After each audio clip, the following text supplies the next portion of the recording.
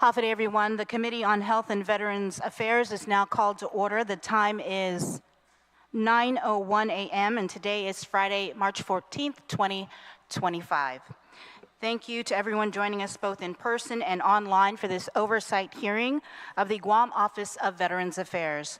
Notice of this hearing was provided to senators, stakeholders, and the local media on March 7th, 2025 and March 12th, 2025, meeting the requirements of the Open Government Law.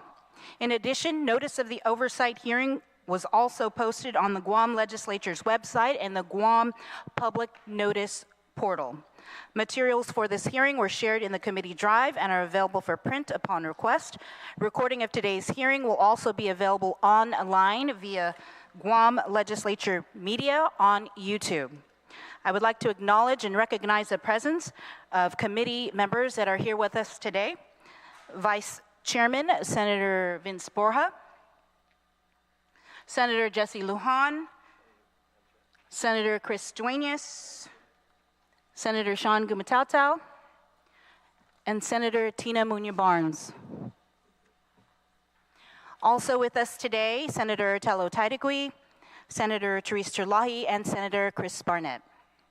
We are gathered for an oversight hearing that speaks to the heart of our commitment as a community and as a government to honor and serve those who have served us. Our veterans answered the call to duty, putting their lives on the line to protect our freedoms. Now it is our responsibility to ensure that they receive the care, respect, and support they have rightfully earned. Today we focus on the Guam Office of Veterans Affairs, an office that exists to be the bridge between our veterans and the services they need. It should be a source of support, advocacy, and efficiency. Yet we continue to hear concerns about delays, gaps in communication, and challenges in accessing benefits. These are more than just bureaucratic issues. They directly impact the health, well-being, and dignity of the men and women who have served our nation. Our discussion today is not about pointing fingers. It is about solutions.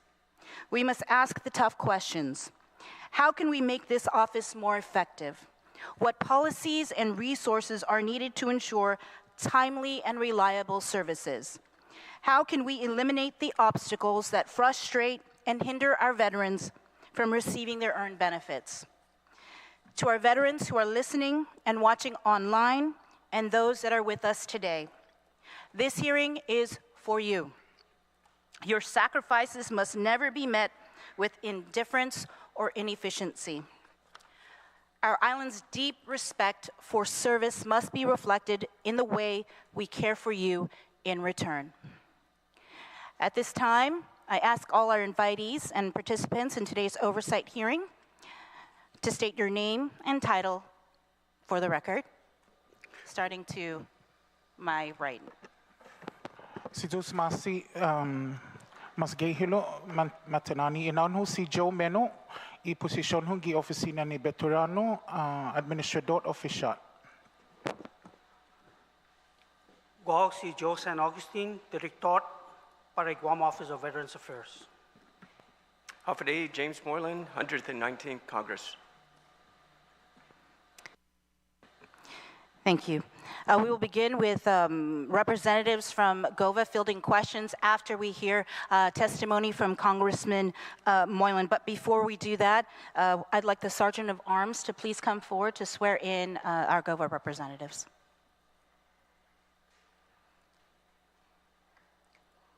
And Congressman Moylan. Please raise your right hand. Under penalty of perjury, do you affirm that any and all information you provide today, whether it be verbally, electronically, and in writing, be the truth, the whole truth, and nothing but the truth? Madam Chair, they're under oath. You may proceed. Thank you. Before we begin, here are some general rules of conduct for those in attendance. Individuals speaking shall only use respectful and professional language and conduct. Personal inference about the character or the motive of any senator or any individual is not permitted. The chairperson of the committee may order the removal from a hearing of a committee or subcommittee of any person who is not a member of a legislature in Guam and who fails to observe proper decorum according to the 38th Guam Legislature Standing Rules. Please provide written comments and presentations to committee staff for photocopying if you have any. Once you have completed your testimony, please remain in the room for questions or additional comments as may be desired by members of the committee. All must abide by the rules of conduct for quality assurance standards. Again, thank you for your understanding and cooperation. Again, the purpose of today's hearing is to gain a better understanding of the operations of the Guam Office of Veterans Affairs, especially, but not limited to the following topics. Veterans Cemetery expansion, the notice of funding opportunity or grant funding for expansion in Piti. Chapel renovations, cemetery maintenance, Veterans Cemetery Trust Fund, hiring of veteran service officers, hiring of maintenance staff, operations, administration, and budget. Furthermore, the committee will receive updates on the following initiatives: the Guam Veterans Registry, outreach efforts, relocation of the Veterans Affairs Office in Asan, Digitization of Records, and the Veterans Commission. Each senator will be afforded 10 minutes to ask questions and make comments. These time limits allow for a structured and efficient discussion while ensuring that all voices are heard. I encourage all speakers to be concise and mindful of time so we can accommodate as many perspectives as possible. Public engagement is the foundation of good governance, and your insights are invaluable in shaping policies that best serve our island. Before we proceed with discussions regarding the Guam Office of Veterans Affairs, I would like to acknowledge the presence of Congressman James Moylan. Congressman Moylan has requested the opportunity to provide testimony and share updates on critical issues affecting our veterans, as well as the latest developments on the federal level. We appreciate his commitment to addressing the needs of our veteran community, and we welcome his insights before we begin our deliberations. Congressman. Chairwoman Salas Matanane, Vice Chairman Borja, and honorable senators. Hafade, and thank you for allowing me the opportunity to speak to the committee today during this hearing on the challenges faced by our veterans and on my efforts in Congress to find solutions to our problems. As a veteran myself, I personally understand these problems. To address these problems, my office provides constituent services in support of our veterans' needs. My casework team continuously sends out congressional inquiries to the Department of Veterans Affairs for those veterans who are experiencing delays in scheduling of their CMP exams, issues regarding Benny travel, and other VA-related issues. Over the last several weeks, I have heard your questions and concerns regarding the hiring freeze and workforce reduction at the Department of Veterans Affairs, which resulted from President Trump's executive orders and recommendations following the evaluation by the Department of Government Efficiency. I want to reassure the people of Guam and this committee that I am in regular communication with the House Veterans Affairs Committee and the VA to better understand how these actions might impact our island. The information I received indicates that these staffing reductions will not affect the delivery of health care and benefits to veterans, both here in Guam and across the nation. Additionally, I have not been told of any VA staff in Guam that will be impacted as a result of these executive actions.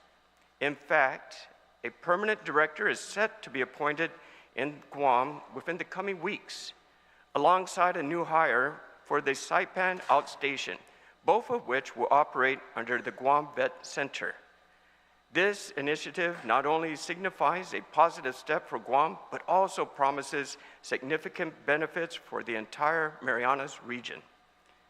With dedicated leadership in place, we can anticipate enhanced support and services for our veterans, fostering a more robust and responsive system that meets the deserved needs of our community. I have also heard the concerns about the timely processing of veterans' claims and how the workforce reduction might affect these timelines. While it is too early to determine the full impact, I will continue to advocate for our community, raise any concerns brought to my office, and ensure they are addressed. Last month, I requested additional staffing for Guam Vet Center. the VAPEX and the separation, and to streamline the veterans' health care, and to have open discussions to begin a joint DoD-VA partnership to increase veterans' services at Naval Hospital. I'm also pleased to announce that after working closely with JRM, they have provided my office with new base access matrix. Now, every veteran on Guam can know their rights to enter our island bases and facilities.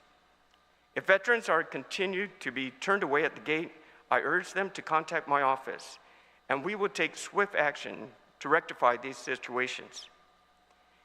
In DC, I'm working closely with HVAC to encourage the VA to cooperate with GovGuam and our veterans organizations to enhance outreach efforts to Guam's veterans.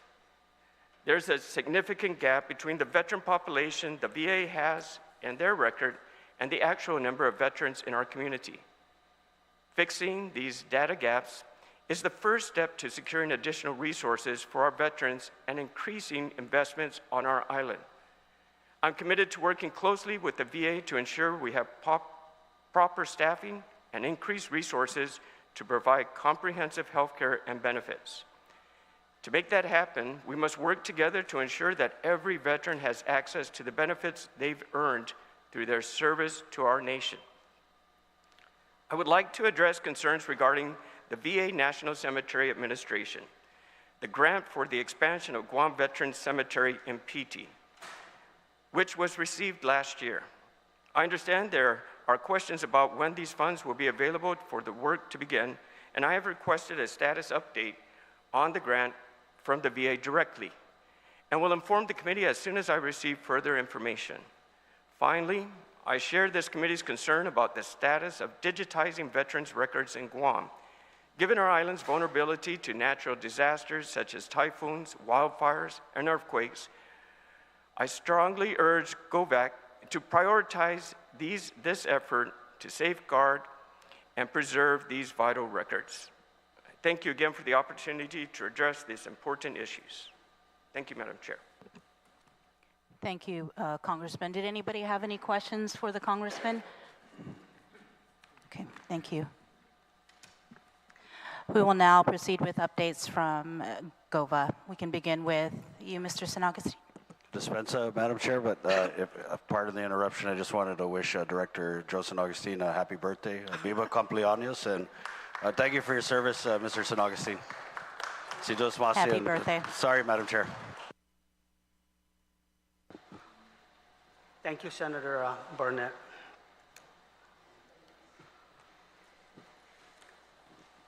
Good morning, Committee Chairwoman Sabrina Salas Matanane, and Vice Chair Vince Borja. Honorable Senators of the 38th Guam Legislature. Congratulations on your election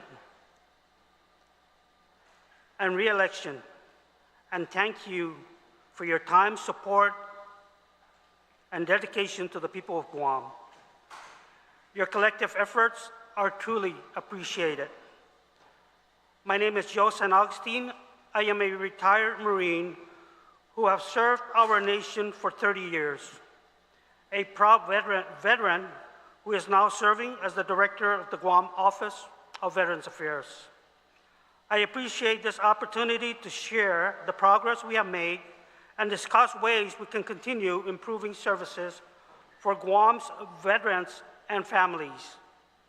The Guam Office of Veterans Affairs is dedicated to serving Guam's veterans by advocating for their rights, providing essential services, and ensuring they receive the benefits they have earned. As the local agency responsible for Veterans Affairs, GOVA administers Guam's veterans-related laws and collaborates with the U.S. Department of Veterans Affairs to help veterans and their families access federal benefits. With an annual budget of $1.2 million for fiscal year 2025 and a projected increase to $2.3 million in fiscal year 2026, GOVA remains committed to strengthening support for Guam's veterans community. Our key responsibilities are administering local veteran laws, coordinating with the VA on Veterans Affairs, assisting veterans and their dependents with benefits and claims, providing advisory service and representation for claims, and processing qualified veterans for interment at the Guam Veterans Cemetery. Through these efforts, GOVA continues to honor and support those who have served. The implementation and administration of local veterans law, pursuant to Title 10, Chapter 67 of the Guam Code Annotated, the Guam Office of Veterans Affairs administers local veterans law, including Veterans Cemetery Trust Funds, Guam Veteran Registry, and the Guam Veterans Commission. GOVA also oversees Public Law 37101 and 37102, which expanded support for Guam veterans. Public Law 37101 appropriated $340,000 to hire staffing to assist veterans with their appointment and purchasing of a vehicle for medical and pharmacy transportation or additional locations if needed. Public Law 37102 allocates $1 million to hire 6 Veteran Service representatives and 6 Veteran Cemetery workers. The requirement for hiring 6 VSRs and 6 cemetery workers, which are all classified positions, have been completed. An announcement for the position will be posted no later than the end of this month. Additionally, I am approaching the final stage of procuring an ADA-compliant transport van through challenges that arose due to required specification, including accessible lift ramps, securement areas, handrails, slip-resistant surfaces, and eliminated step wells. VA-accredited Veteran Service Officers. GOVA's VA-accredited service officers provide direct support to veterans, retirees, and their families, assisting them in accessing federal and local benefits. Currently, GOVA has 4 VSOs to strengthen support services. GOVA is hiring 6 additional VSOs, representative bringing the total to 10 VSOs by May of 2025. However, these new representatives must complete the VA accreditation process and pass the VA claims agent examination before fully assuming their roles. GOVA also assists with other VA benefits like processing eligible veterans for interment at the Guam Veterans Cemetery, honoring their service with dignity they deserve.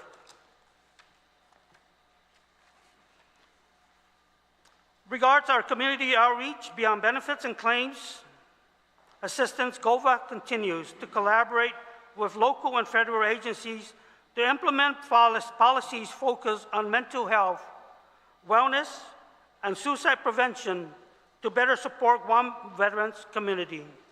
Through these efforts, GOVA ensures Guam's veterans receive the care, recognition, and support they have earned. To strengthen workforce development for our veterans, GOVA and the Guam Department of Labor formalized a memorandum of understanding to establish a direct partnership between our agencies. This agreement ensures that veterans receive priority services at the American Job Center and have access to comprehensive employment resources, job placement assistance, and workforce training programs. Through this partnership, GOVA and the Guam Department of Labor will assist veterans in registering on hireguam.com to connect them to job opportunities, promote veteran-specific employment programs and workforce initiatives, assign designated liaison from each agency to coordinate case management, participate in outreach efforts to inform veterans of available career resources.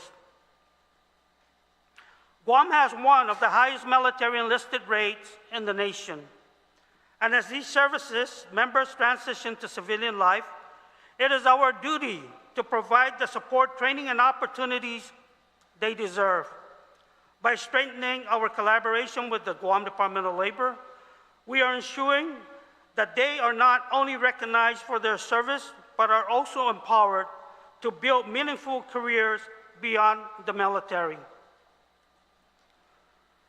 The Guam Veteran Registry, established under Public Law 32-101, was created to record the veteran population on Guam and use this data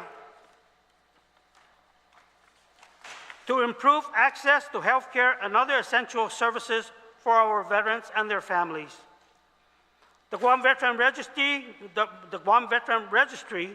has reported 28,273 Guam veterans.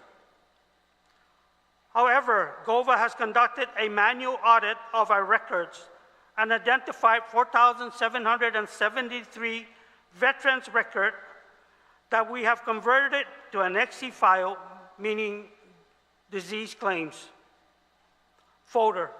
GOVA is actively working with the National Archive and Records Administration to determine if GOVA records duplicate federal VA records. As of today, the total number of registered veterans of Guam is 23,500. While this manual process was necessary, I urge your support in finding a veteran software system to digitize local VA records. This system must not only manage the Guam Veteran Registry, but also allow GOVA to process veterans' benefits and claims more efficiently. Initial estimate for the comprehensive system that meets our needs exceeds $580,000. With additional costs for equipment and potential server upgrades, a modern GOVA record system is critical to improving accuracy, efficiency, and timeliness in serving our veterans. By procuring this software system, GOVA will also have the capability to develop a grave locator kiosk at the Guam Veterans Cemetery. I appreciate your consideration and hope for a favorable outcome in securing funding for this much-needed system for Guam's veterans community. Our Veterans Cemetery Fund, Trust Fund, established under Public Law 2878. The Veterans Cemetery Trust Fund plays a significant role in sustaining and expanding maintenance service for the cemetery grounds. As of today, the amount in the Veterans Cemetery Trust Fund is $28,981.80. The main source of funding for this account comes from the VA National Cemetery, or Big VA, burial allowances, which is currently at $978 per plot, or reimbursement for veterans only, an increase from $948 per plot.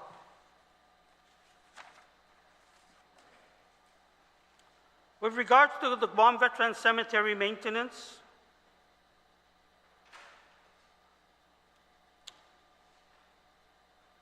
we take great pride in upholding the highest standards at the Guam Veterans Cemetery, ensuring a dignified final resting place for those who have served our nation.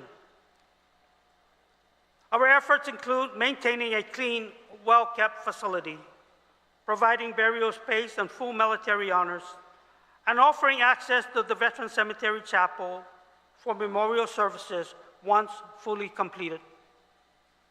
Currently, the cemetery has a total of 7,672 grave sites. However, we are actively working with the National Cemetery Administration to add an additional 1,200 more additional plots.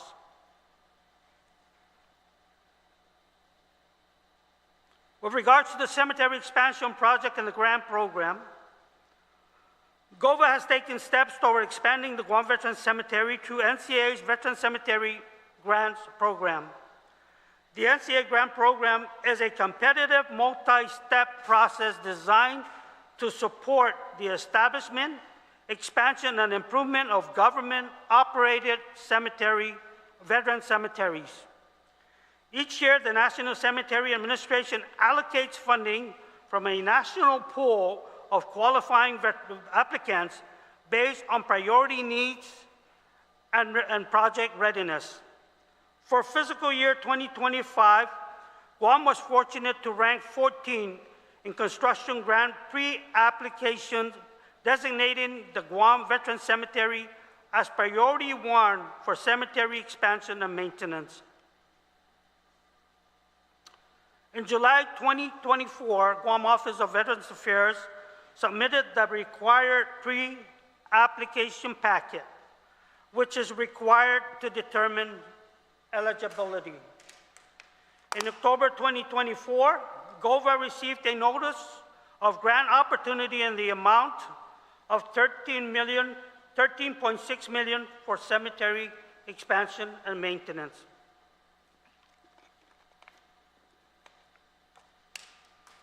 The NCA Veterans Grant application review process, while this funding of $13.6 million is a significant achievement, the grant pre-application process imposes strict financial and procedural requirements that Guam must meet prior to the actual grant application.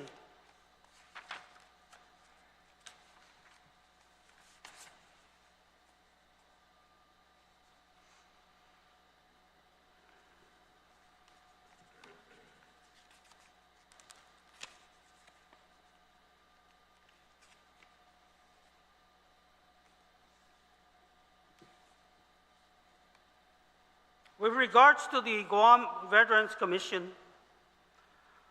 the Guam Veterans Commission is currently comprised of 11 members from various nonprofit veterans organizations.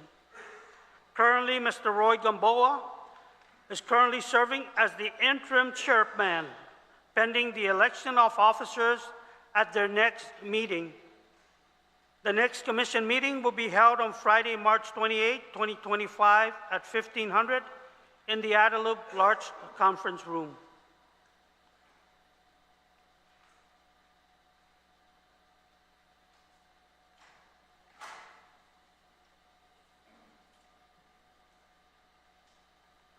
In conclusion,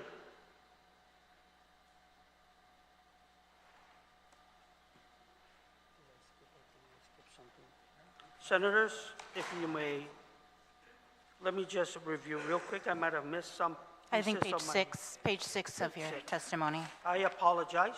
It's okay. Can I continue from page 6, Madam? Yeah. Yo, I apologize. There's probably a lot of excitement, yeah?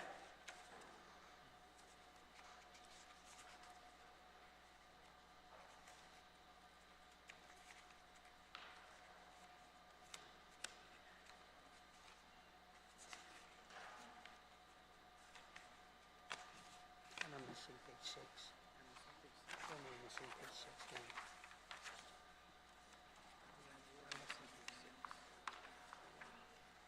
Do you need page 6?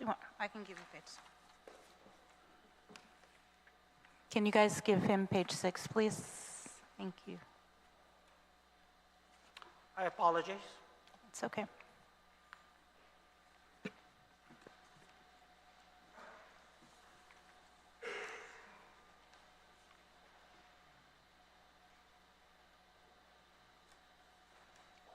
Madam, the page 6 that I just gave, no, lo te usan, eh?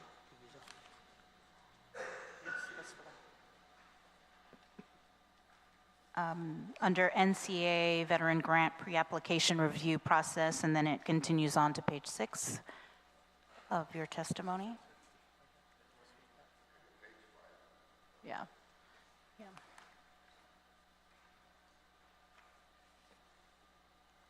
Senators, I apologize because I think I gave the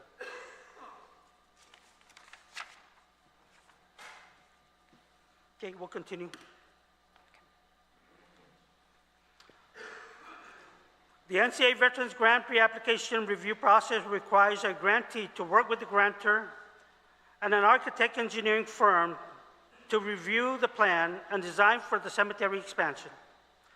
The grantee will work with the A&E firm to conduct an environmental assessment of the project site to determine if a more extensive environmental impact study is necessary. The goal of the EA is to obtain a finding of no significant impact to move forward. The pre-application review process will take approximately 6 to 9 months and must be completed before the end of that fiscal year.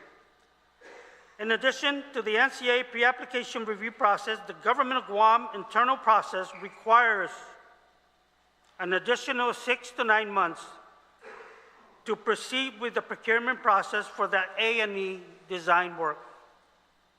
I am pleased to report that we are finalizing the request for proposal for the A&E design work. Once procured, GOVA will be prepared to resubmit its NCA pre-application grant packet in July of this year and pursue the $13.6 million funding opportunity for FY 2026.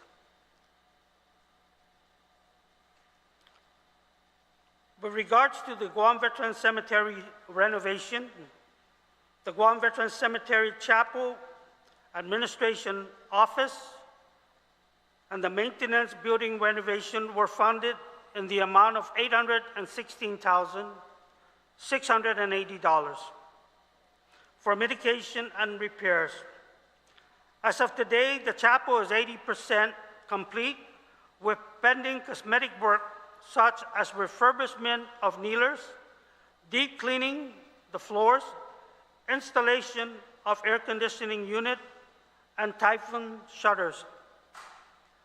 The maintenance building repair has been completed. The administration office is currently being worked on and is expected to be completed in approximately 2 months, provided that supplies are available. With regards to the relocation of GOVA to the Hessler building in Agatna, GOVA is actively discussing with the Department of Public Health to coordinate the relocation of both agencies.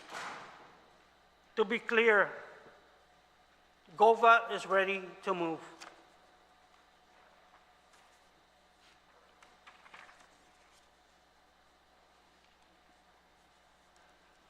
And if I may continue, that the Guam Veterans Commission is currently comprised of 11 members from various nonprofit organizations. Mr.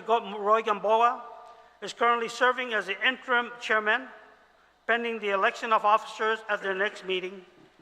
The next commission meeting will be held on Friday, March 28, 2025, at 1500 in the Adelup Conference Room. In closing, GOVA remains steadfast in its mission to serve and honor the men and women who have sacrificed for our island and nation. We have made significant progress in improving veteran services, expanding access to benefits, strengthening workforce development, and enhancing the Guam Veteran Cemetery. But there is still work to be done.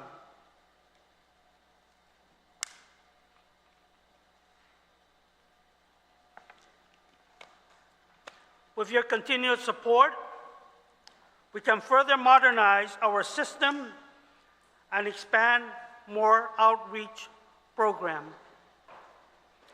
I thank this committee and the 38 Guam legislature for your unwavering commitment to Guam's veterans.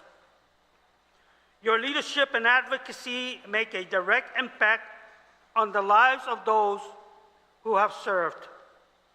I look forward to working together to build a stronger, more responsive, and more efficient veteran service network for our island.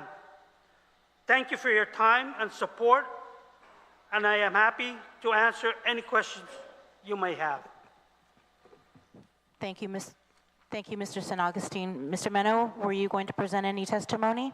Okay, we're going to open it up for questions to lawmakers, and again, there is a 10-minute time limit. There is a clock to our left to help keep track of time, and I will start with the Vice Chairperson of the committee, Senator Vince Bora. Thank you, Madam Chair, and thank you, Director San Augustine and Mr. Meno, for coming down here today for this oversight hearing. You know, as we, you know, I can go through some of the contents of your speech. I think one of the first things that I want to address, because it's one of the main things that I hear a lot from veterans, is the responsiveness, whether it be via email or calling the office, to concerns or questions or even support. If you can just kind of address, I mean, I know that you're talking about trying to bring more staff, and the office in Asan is not as big as you need to be able to bring the staff. But I think what's important is that, you know, when we look at the support or even just the frustration from the veteran community, whether it be from the federal VA or even the local VA, is not being able to get their answers or questions addressed. Do you have any comment or response to that concern from the community, and even from nonprofits as well? What was your last? The comment just about being responsive to constituents and your you know, clients of your office, which are the veterans. I thank you for that, Senator. So the one thing I want to make sure I remind each and every senator and every veterans that's in here, and thank you for your service, by the way, is I'm a veteran too. And those phone calls and those responsiveness for the needs of our veterans are very important to me. I could tell you that as we build our staffing, I think that's going to create a more robust, more responsive, timely response back to our veterans and their family. I'm one of them that's guilty of that, and I'll tell you that, because I'm myself. This is supposedly my secretary. And so it's he and I that does a lot of this legwork, because that's the manpower we have. We're right now doing our best with the minimum that we have. But I am very confident that once we get our customer service rep permanent on board, our increase of staffing as we move it forward gradually, a lot of those responses that are being brought up as issues, I think will be mitigated. I want to also make sure that, please, senators, if you're the ones receiving the complaint and they're not coming to me, and most of you all know me, I'm a pretty friendly person. I'm a face-to-face person. If you call me on the phone, it's very difficult for me to try to describe what's happening. I could tell you, you could come find me either Asan or Piti, face-to-face, and we'll sit down and talk about what's going on. But what strikes me is I welcome each and every veteran constituent and every member of this body. Just say, Jose, I'd like to meet you, because I know you're not good with phone calls. And I apologize if that's part of when a senator calls me and I don't reply immediately. But I could tell you, and I was remind you, that me as a veteran, your concerns for the veterans are my highest concerns too. And so for me, my problem is building that relationship and trust amongst the bodies and each and every individual. Because I look after the interests of this government and the community and the veterans community to ensure that I don't compromise the position of the government that I represent. So as we build and have those manpower in place, I think they should be able to take my notes, my phone calls, and say, Director, you got a phone call, and they're demanding that you return this phone call as soon as possible. I hope that answers your question, sir. Thank you. You know, with obviously the new Trump administration and a lot of the, you know, the VA, especially in the concerns about federal cuts across the board, is there any communication that you are having right now with Department of Veterans Affairs, or even anything that the governor brought back that shared, you know, because she was there speaking with the leadership? Is there anything that, as the committee, we should be concerned about in regards to funding? Because just from your testimony, it sounds like the grant is still going to be moving along, but has there been any indication to be prepared that we should prepare for? I thank you for that, sir. And again, like I stated, the grant is a process. And I want to make sure that people do not construe that we lost the grant. You cannot lose anything you've never received, but the process is there. So from the communication, or my understanding from the governor is that any benefits entitled to the veteran would not be taken away. That's what I got. With me, with regards to the grant opportunity, my understanding is this same grant opportunity rides on the PACAT, the PACAT program. So it'd be premature for me to say, no, we're not gonna lose it, because I don't know what's gonna happen next month as soon as I say this. For now, I am made aware that it's not gonna go nowhere. We're not gonna lose it. Listen to this, guys. Well, we have to apply for the grant, the pre-application. The communications I have with the federal government when I go to these conferences are just like people like you and I. There is no way that we're gonna let veterans and their family continue to die and just leave them in the morgue.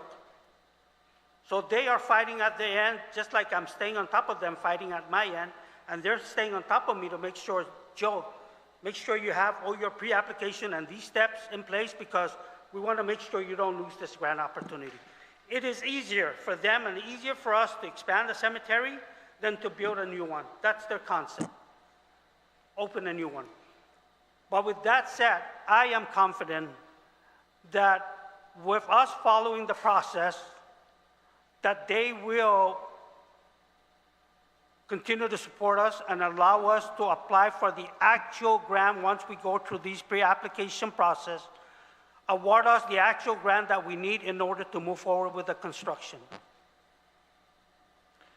I know I said a little bit more, but that's where it's at. Mr. Augustine, do you think with the limitation of, or you're saying the amount of staff you have, you're hoping to grow, do you think the shortage of staff right now is going to affect your ability to ensure that you meet the timeliness of this grant, so that, not that we lose it, but obviously it's important to the veterans and the community that we move with renovating the cemetery and improving it?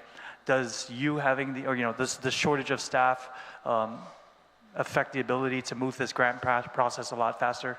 I love that question. No, it doesn't, sir. It doesn't, because I'm the one that's providing the administrative information for that grant.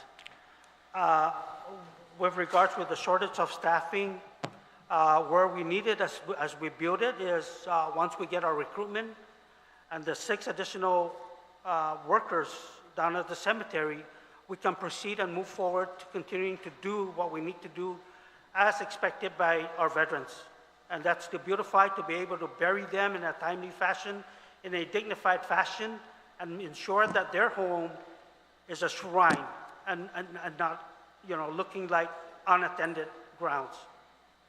You also indicated in your testimony earlier that you're resubmitting the grant. Does that mean that this grant was submitted before, but it was kicked back, or were there any implications that? Yes, sir, and that's a very good question. So every year you have to resubmit. You have to reapply. So you go through this year, they'll determine, well, your priority 3, resubmit again next year, and then they'll determine based on the cemetery data sheet that we submit every July, that's where they determine, okay, now Guam is priority 1. But you have to reapply every year until you're awarded the grant. But for now, I just want to make sure everybody understands that this is the pre-application process. It's not the main part where a grant is issued. You gotta have to go through the pre-application process, and this is the process we're going through right now because it's a step. All right, thank you for that, Mr. San Augustine. In regards to the VSOs, I know this has been a topic that we have talked about for about 2-3 years now because there was a training that was conducted a couple years ago to get more VSOs.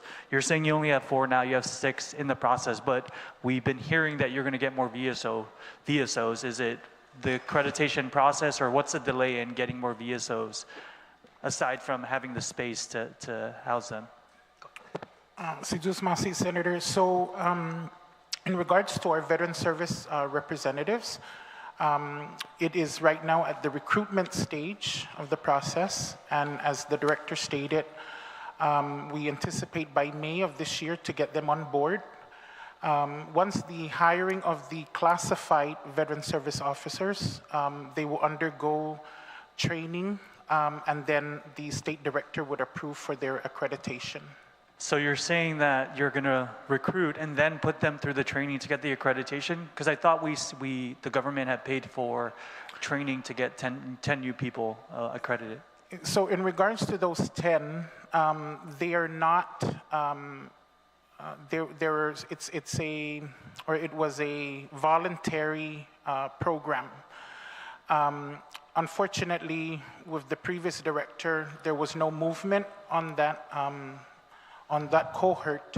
So right now, we are currently working as well with Guam State Clearinghouse to develop a second cohort. I'll leave that up to the director to answer for the first. Yeah, so I could kind of clarify. So those 10 that were initially trained a couple years ago, if they have gone in the website and completed their training, they could apply for the 6 positions that we're putting in. And so once they get on board, if they're pretty much already certified, all we basically need to do is run them through a refresher's course. But they are qualified to apply for the 6 positions that are being announced. Okay. And then my other question, or my next question, is around that commission. I know that they've had their meeting recently, and there's another one scheduled.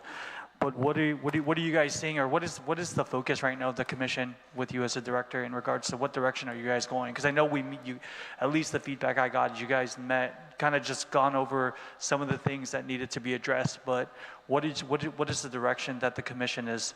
What is the focus right now as you guys continue to meet? And have we addressed the issue with the funding to be able to put the notices out timely so that there's no I guess delay in having these meetings monthly like they should have? Yeah, so as far as the funding notice, that's strictly in my office. That's our responsibility. Just understand that even though we want to push to expedite the requisition, it has to go through a process. We still have to do the bid process, and then GSA has to approve that bid process. Again, getting 3 quotations. So part of the reason why we were not able to meet for a lengthy time is when we submitted in September of 2023 or 24. Apparently, we were under the impression that funding source was still good. Well, it wasn't. They told us that we have to resubmit again. So, Senator, to also include that, moving forward with the sole source vendor that we have, they have agreed to work with us for an ongoing MOA or MOU, understanding that at the end of the fiscal year in September, when the PO is upon completion, that they would go ahead and run our ads for the month of October pending the release of the next fiscal year. So it's a MOA agreement between the vendor and our office, just to ensure that the meetings will be happening every month moving forward. Thank you.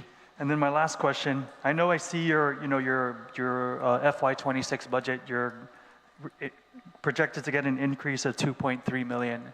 And I mean, I'm sure we're gonna do the budget hearing and you'll answer this question again, but I guess what I'm trying to, or what I'd like to ask is, what are we looking, or what are you expecting to change? I mean, is it personnel that we're seeing at 2.3, or what are we looking, what are the veterans gonna get from this additional $1 million investment? So I thank you for that question. So it brings on board $1 million brings on board 6 classified veteran service reps or veteran service officers.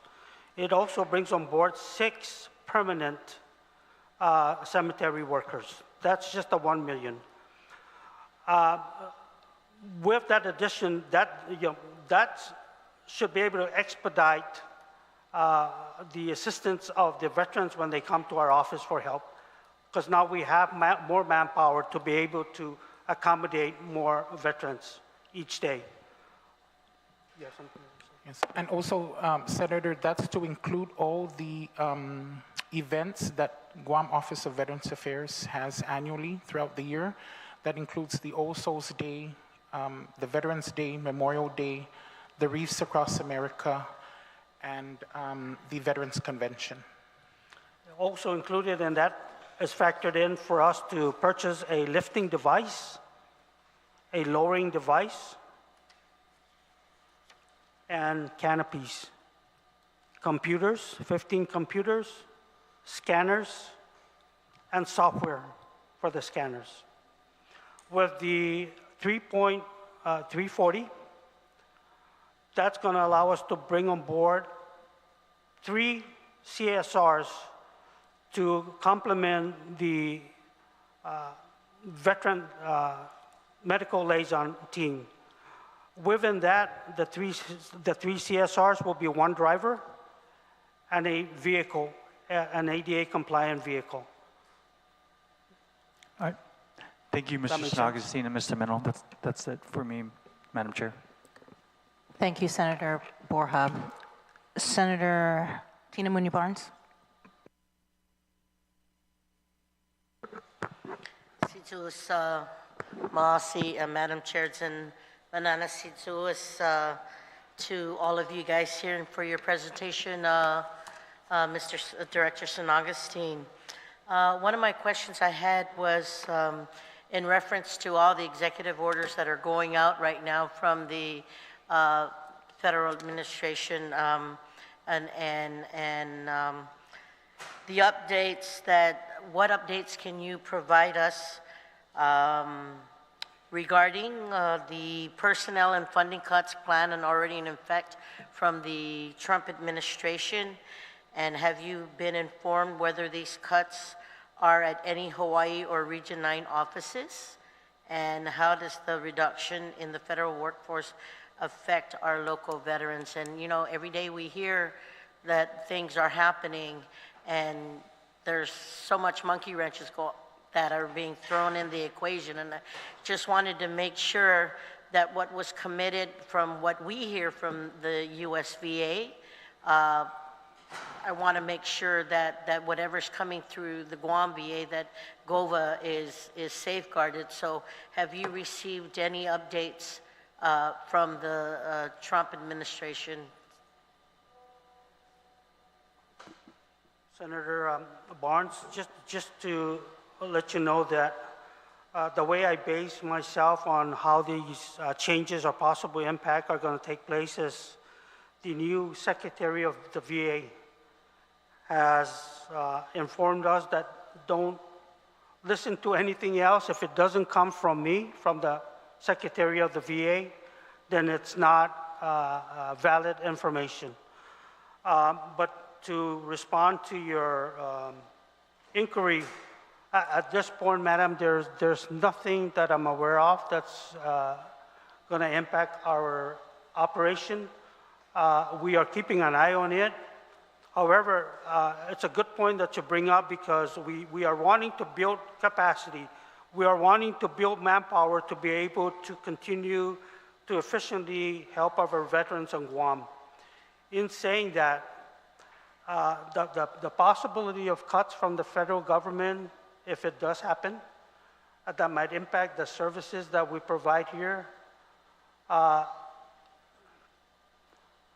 we're trying to bring on board 6 VSRs, 6 cemetery workers, and the medical program, liaison program. It doesn't have to impact my office directly from the federal cut, but if it impacts the government of Guam's budget in its entirety, then it might come back to this body to say, GOVA, you might have to cut 2 of these positions out because this is the only funding we have, and the cuts from the trauma administration that impacted all the other agencies on Guam with the $1 billion that we have only allotted to our government, you might have to lose 2 more of those that you just brought on board, or 2 more from the cemetery worker that you just brought on board. But for now, there's nothing that I could share with you that directly impacts the services that we're providing. The only thing that I could speculate, and the good old congressman mentioned that they're not going to cut anything from CBOC, Guam, and right? So that will be the person that I will kind of write on also what information is being provided to him. So in saying this, because I've been brainstorming on this, well, maybe there's a good reason why care in the community is good. Because if there's no doctors here in Guam with those specialties, then the care in the community has it. But if there's no funding coming in also, then that care in the community might just go away, if that makes sense to you. Okay. I mean, I guess in that sense, no news is good news, and it's reassuring to hear that based on what was informed to you, that as of right now, nothing is being cut here. So at least our veterans will know that there's a reassuring effort that what is happening regarding the programs are here. Before I tap into a question that the Vice Chair spoke to, I wanted to talk about the PACT Act. Besides the outreach on the PACT Act, what other educational events are you going to hold this year to help veterans access needed services and care? So it's just like, I thank you for that. So, you know, of course, the PACT Act is tomorrow and Sunday up at the Micronesia Mall. So we're going to have our crew up there. I didn't mention the Guam Department of Labor, and I'll tell you guys, that's a very, it's been a year since we've been pushing each other to team up on that, and we just finally were able to make it happen. Just 3 weeks ago, I had one of my folks attended a seminar that was sponsored by WestCare up at the Sinahania Mayor's office. And that was a program that kind of shared by the WestCare of what they do for the veterans. So we had a representative at that outreach also sharing what is it that we do for our veterans on WestCare. Senator, a lot of things are happening, and it's going to happen. We're going to have our convention again. There is a program that's being shared with me from Hawaii, and I've been kind of out of the loop for like 4 months. It's called the Golden Games, and we're looking at that event happening around October timeframe. And it's strictly sports and, you know, just trying to get the veterans together. Besides the other mandate by law, activities such as Veterans Day, Memorial Day, All Souls Day, Reef Across America, I would definitely would like between 4th of July and Veterans Day to have at least one Veteran Family Appreciation Day down at EPAL to try to build and capture our Veterans Registry program, if you may. But on the other scale of that is to make efforts to try to bring out many of our younger generation veterans that has not came out to seek help. So I'm strategizing, see if we could make that possible between 4th of July and Veterans Day event. That's significant for me. On the other side, and I'll just tell you guys, my initial intention during that first convention that we had was I sent out invitation and a challenge to all 19 village mayors, challenging them to please identify 10 of your veterans and bring them to this convention.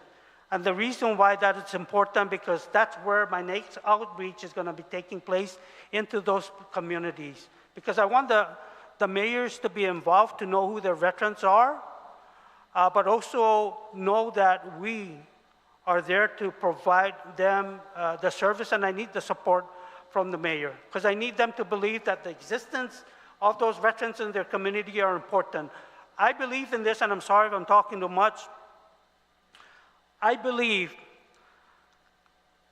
that as a veteran who has gone through training, and some of them at a large scale come back from war with PTSD and medical, this and that our veterans should be a solution to many of our challenges in Guam. And I always encourage, come back and be of service to our community.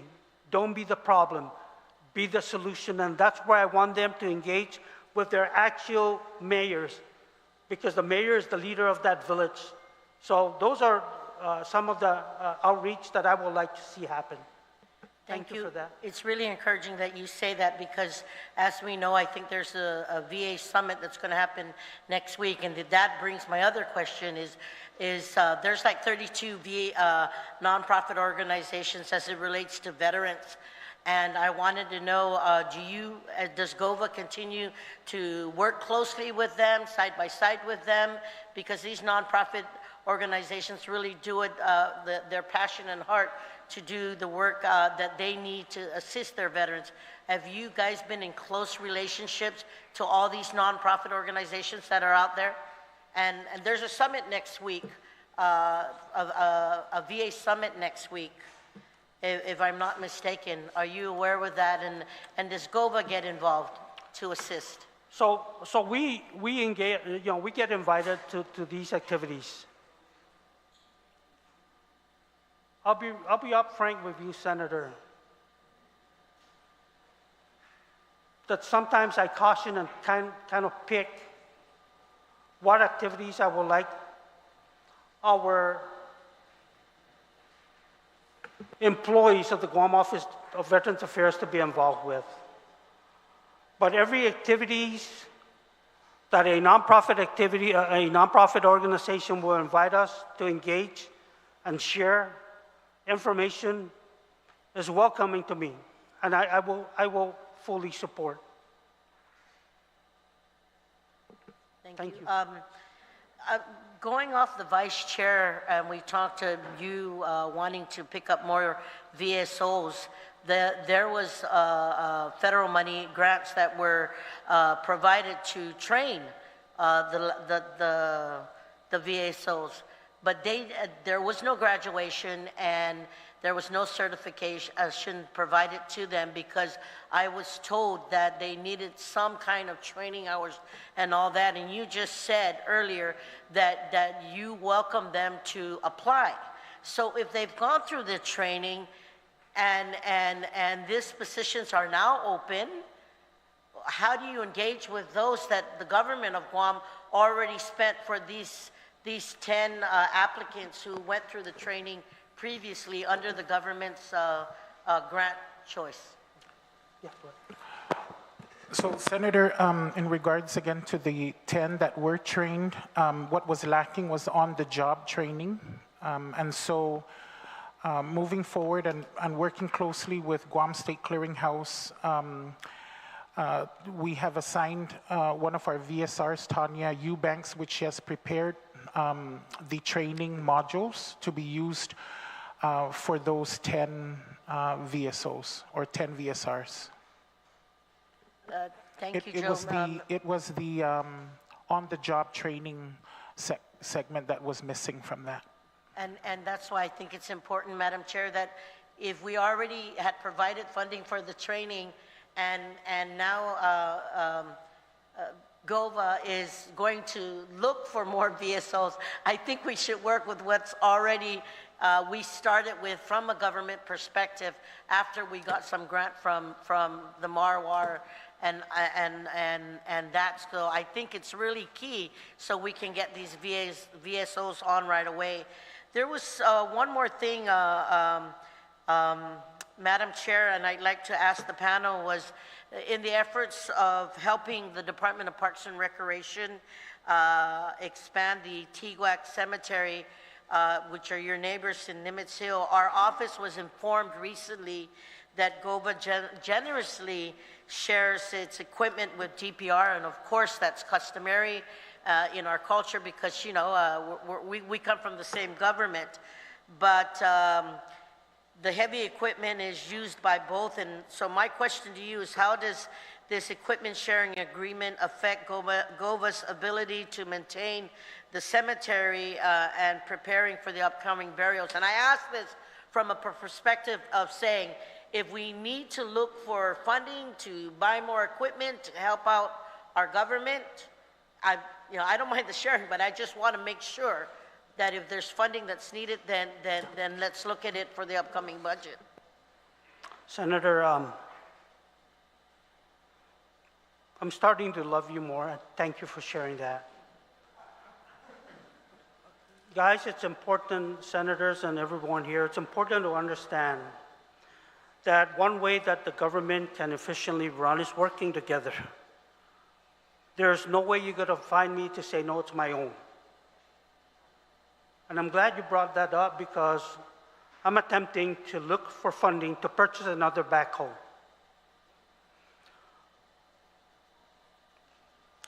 DPW has always been there involved in helping the cemetery. DPR, and DPR, Parks and Recs. They have a crew of 2 or 3 personnel. If they're done with their daily work, they will help us mow the yard or bush cut. In exchange, we do the same. When they're short of personnel because they're off or somebody's sick, they'll ask us if we could use our personnel to go help them with a burial. To use our equipment, we shared that one backhoe that was really criticized as not a good investment. Ladies and gentlemen, I'll tell you right now, that is the best investment. And I could break it down simple for you. When that backhoe went down for a week, 2 months ago, I was calling around on how much can I rent a backhoe with an operator to dig a hole. And the amount of that was phenomenal if you're going to compare it with the $25,000 backhoe that we purchased and is our own. To get a backhoe rental, minimum is 8 hours. To dig a hole for 1 hour, the backhoe goes wherever, makes more money or stays there until we're done with the burial, then goes back and puts the dirt down on the ground, minimum of 8 hours. And I think my calculation that I was given from 2 different vendors was like $800 one shot a day. I went to Morco and said, how much would you allow me to rent for 1 day? $1,200. Do the math. I wasn't good in math in high school, but I was good in common sense to say this is the smart route to take. Because not only do I know how to repair that backhoe when it goes down, because I'll tell you what, guys, just to ask for a mechanic, $200 an hour? Are you real? Just to look at it, it's $200 an hour. Are you real? So because I have a similar equipment at home, I'll do the simple stuff that I could do. At the same time, those kids are learning how to do it too. So, Madam, thank you for offering. We're going to need more funding. But included on that, I will be coming asking, can we have a mechanic of our own too? Operator / mechanic. Senators, with all due respect, this is one way to protect our investment and make sure that we serve our community. Don't take me wrong. I like to invest in the private partnership also, but not when it's going to cost me that much that I don't have. The cheaper way is we purchase it, it's ours. When it's broken, we know how to fix it because it's cheaper. And I hope that makes sense. Madam, thank you for that. Thank you. Madam Chair, I have one more question to ask as it relates to reporting requirements to our GOVA team. By statute, GOVA is to report monthly to the Speaker of the Legislature the number of veterans that we have here on Guam. And I wanted to ask what the update was on that, and if the update needs to be followed through. I'm really willing to assist and ask the Speaker what can we do to engage in that reporting requirements coming to this August body. So how has that been? The statute says that you must report every month. We did send a letter last term, and we're just asking for a follow-up. Madam, I think, if I'm not mistaken, it's quarterly. No, it's statute that you must report every month to the Speaker of this August body the number of veterans that are registered or with GOVA. And I know that we talked about 28,000 versus the 25 and what's actually, so what we're trying to do is get an updated status. Madam Chair, I know that that's a real important number because based on the federal numbers right now, we're only at 5,790 something. And if we're reporting 28,000 as part of your Vice Chair and I being with the representing the Pacific Territories with the USVA, I think it's important that we get that updated number, and it would really, really help the people of Guam as it relates to the money and funding coming to this island. So, Madam Chair, GOVA first, please, on the numbers, or on that reporting requirement, and if it's not being done, how can we make it come up to date? Well, and I thank you. I apologize for our delinquent in the submission of that. Speaker, we will, by law, follow and start submitting. And I apologize on that. My hit. I'll tell you, I've been going up and down the Chapter 67, 10 GCA, tagging those parts that are delinquent on my behalf. I will ensure we correct and submit those reports as required in a timely manner. I apologize for the past. No worries.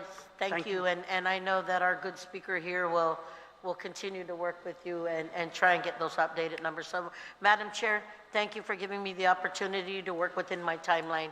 I yield back. Sainamasi. Thank you, Senator. And just real quickly, it is in the law, as you mentioned, it's on page 8. The administrator of the Office of Veterans Affairs shall submit a quarterly progress report of the Guam Veterans Registry to the Speaker of the Legislature in Guam. And I can forward to you that later. Yes. I'll make that happen. I thank you for that. I apologize. Senator Lujan. Thank you, Madam Chair. Good morning, Director Augustine and Mr. Mano. Happy Friday. Biba tomorrow. Biba. And thank you for your service, and all the men and women who are in the audience as well. Thank you for your service, Vince, Vet as well.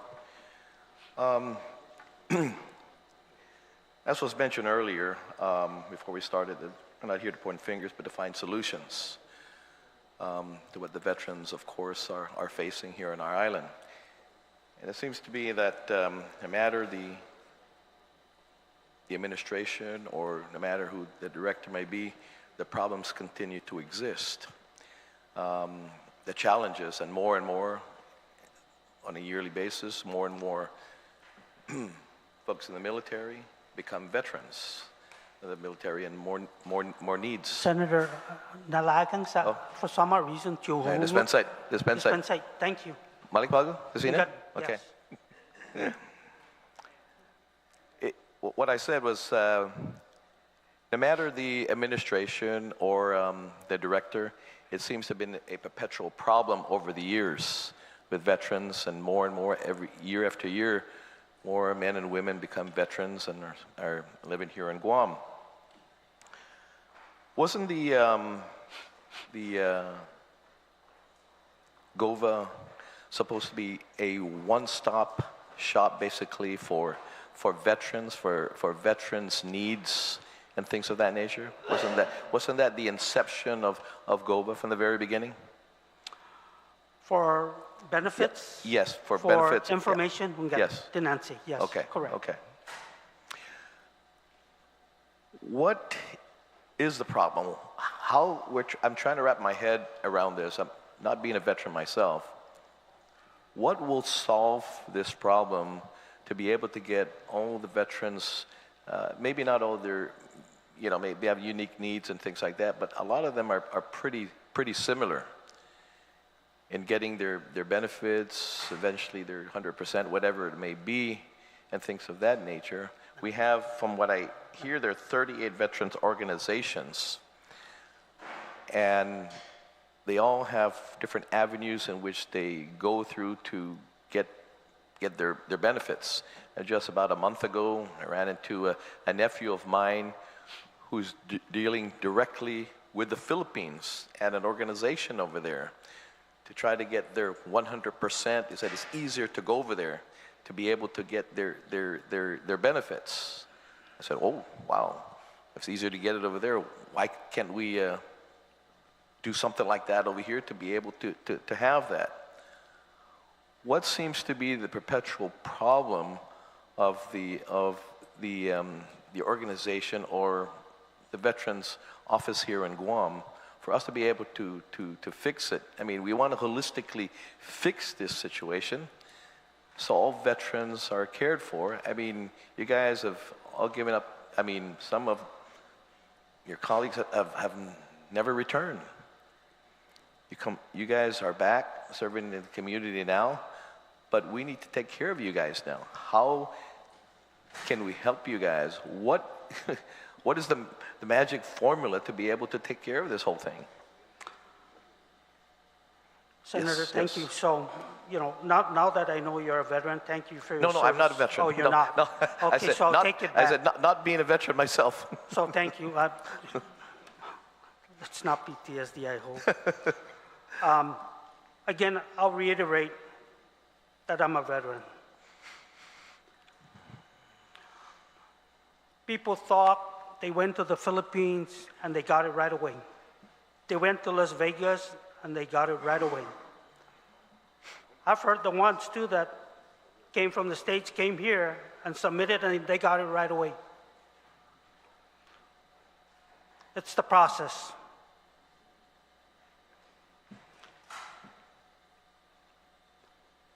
My office does not determine the percentage that the veteran gets.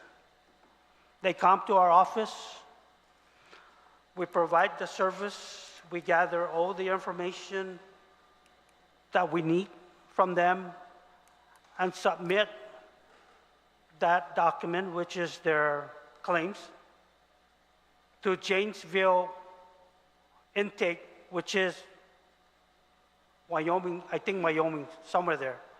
From there, it then is given to the adjudication office for us, which is Hawaii. That's where the percentage or whatever benefits are entitled to the veterans is determined. Guam doesn't determine.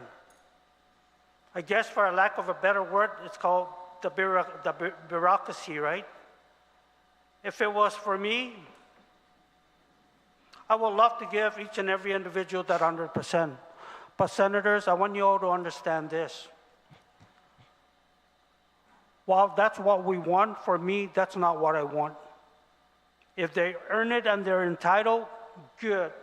However, what I want is that they have better health, to be happy veterans, to be well taken care of veterans, and if they're entitled to the 100%, then by all means, provide it.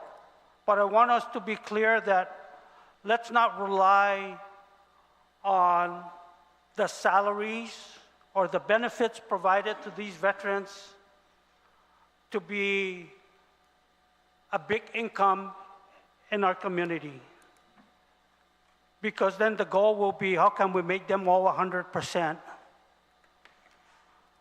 And let me share this with you all, and I'm sorry, because this is very, I have veterans that I know of that want to get that 100% and put in these claims, and they were given these medications, 10, 15 different medications, because they wanted that 100%, but it took a toll on their health and their life.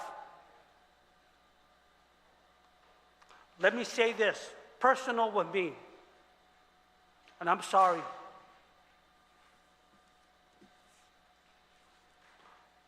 "30 years in the Marine Corps, this is how my medical record looks like. And a lot of veterans are pissed off at me. Mr. San Augustine, there's a lot of money to go around. I've tried. My earnings was based on what my condition was, and I'm one of the most fortunate one, because I do a lot of prayers, that has no medical condition subjected to my service. Others do, because they were in that area that affected mentally and physically. They were hit by bullets. They saw things that they were not used to, and now they're in this condition. But where it hurts me is that I knew several people, and I knew people that worked for me at DOC that were given medications, and when you start to take the medication and you don't look the same no more, it tells me something. Don't pursue your 100%. Try to figure out which medication is giving you that rash and is affecting the rest of your intestines. Mind you all, ladies and gentlemen, that I'm a veteran passionate for this. I don't need this job. I want this job because I want to do my best that I could to serve our veterans in this community. You guys don't see me out there begging. I'm going out there looking for solutions. They're going to bang me hard. That's okay. But I'm going to do the right thing for our community and our veterans. I think I went off the tangent. I'm sorry. No. And Director, thank you for your I appreciate your passion. But let me, and the reason why I bring this up is because I know somebody personally who I grew up with, actually from Chalampago, a Vietnam vet, a Marine, just like yourself, okay? A double amputee, not because he has diabetes or anything of that nature, okay? A Vietnam vet. He's been diagnosed and lost both his legs, basically, as a result of being a casualty of Agent Orange. He's on prosthetics now. And I said, oh, wow, great. I mean, good prosthetics. He walks and runs pretty well with it. Wow, the veteran, your veterans benefits paid off this. Is not one penny from the veterans. He said, I have tried. He has his frustration. He said, all I want is a veteran's card. And he can't even get that at this point. And I was flabbergasted that, wow, one of our vets, and how many of these, again, folks are out there that, again, have incurred all this, and he's blessed to the point that, of course, that his family has got some money to be able to afford all that. But there are families out there that don't. But even in his case, his injuries is a result of serving his country, and not even a veteran's card. And it's, again, his frustration over the years of trying, and he's given up in regards to any veterans benefits that may be due to him. I don't know what to say, and that's why I'm saying, what is the problem? How can we help solve some of these things? Because, you know, when I'm told this story, these are obvious, you know, at least he's one I know that obviously deserves the full benefits of the Veterans Administration. And I don't have the answers. Yeah, and I thank you. It's a very touchy story, especially when the person is amputated. Both. Somewhere, double limb. Yeah. somewhere the system failed him. Is it our office that didn't take the information and follow through, or what happened? At that, I cannot prematurely say it's our office, because as an amputee, wherever this individual was amputated at, all that information should have been forwarded to the federal government if this individual was a veteran. For the individual to have not had any type of ID, VA ID card, it strikes me. Why not? And where is the failure at, right? And one thing is,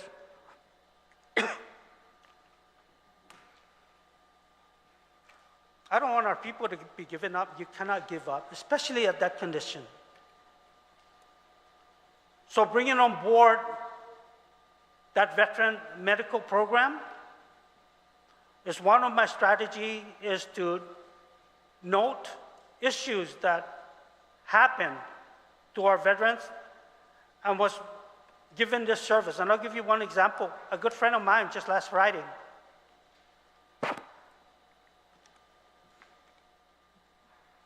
heading to California for medical because of his lungs. That was it. Force recon. Just like this, now he's got a lung problem. If I did not attend his going away dinner, I would have never known that, Joe, because you're in this position, I just need you to know that I needed to wait 1 week for that oxygen from the States. 1 week for that oxygen to come in order for him to fly to the States. My language is bullshit. I cannot do anything if I don't know it. However, these are serious issues, and so how can I counter it on my part? Is to be able to be informed so I could immediately take action with our congressman and with the people in the States, the VA secretary, because every year, twice a year, I attend conferences, and we discuss these. This is the largest problem for us here in Guam in comparison to the States, because we don't have the resource. And so, why don't we have a lung specialty here in Guam? Why does the guy have to wait? It only takes a second while you're waiting for that oxygen, the only type of oxygen that's allowed for you to bring on the airplane. 1 week. Why doesn't it exist here? Why isn't there a pool or supply of that oxygen? Why does the guy have to wait for 1 week for it to fly in from the US? So those are things. So to answer your question, if I don't know about it, it's difficult for me to take action. I'm one person. Guys, I'm very quiet. I might not accept your phone call, but I like to know everybody's business if it pertains to the veterans. And that's a reality.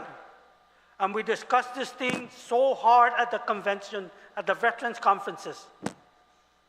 And my part is, I don't care what problem you have in Las Vegas.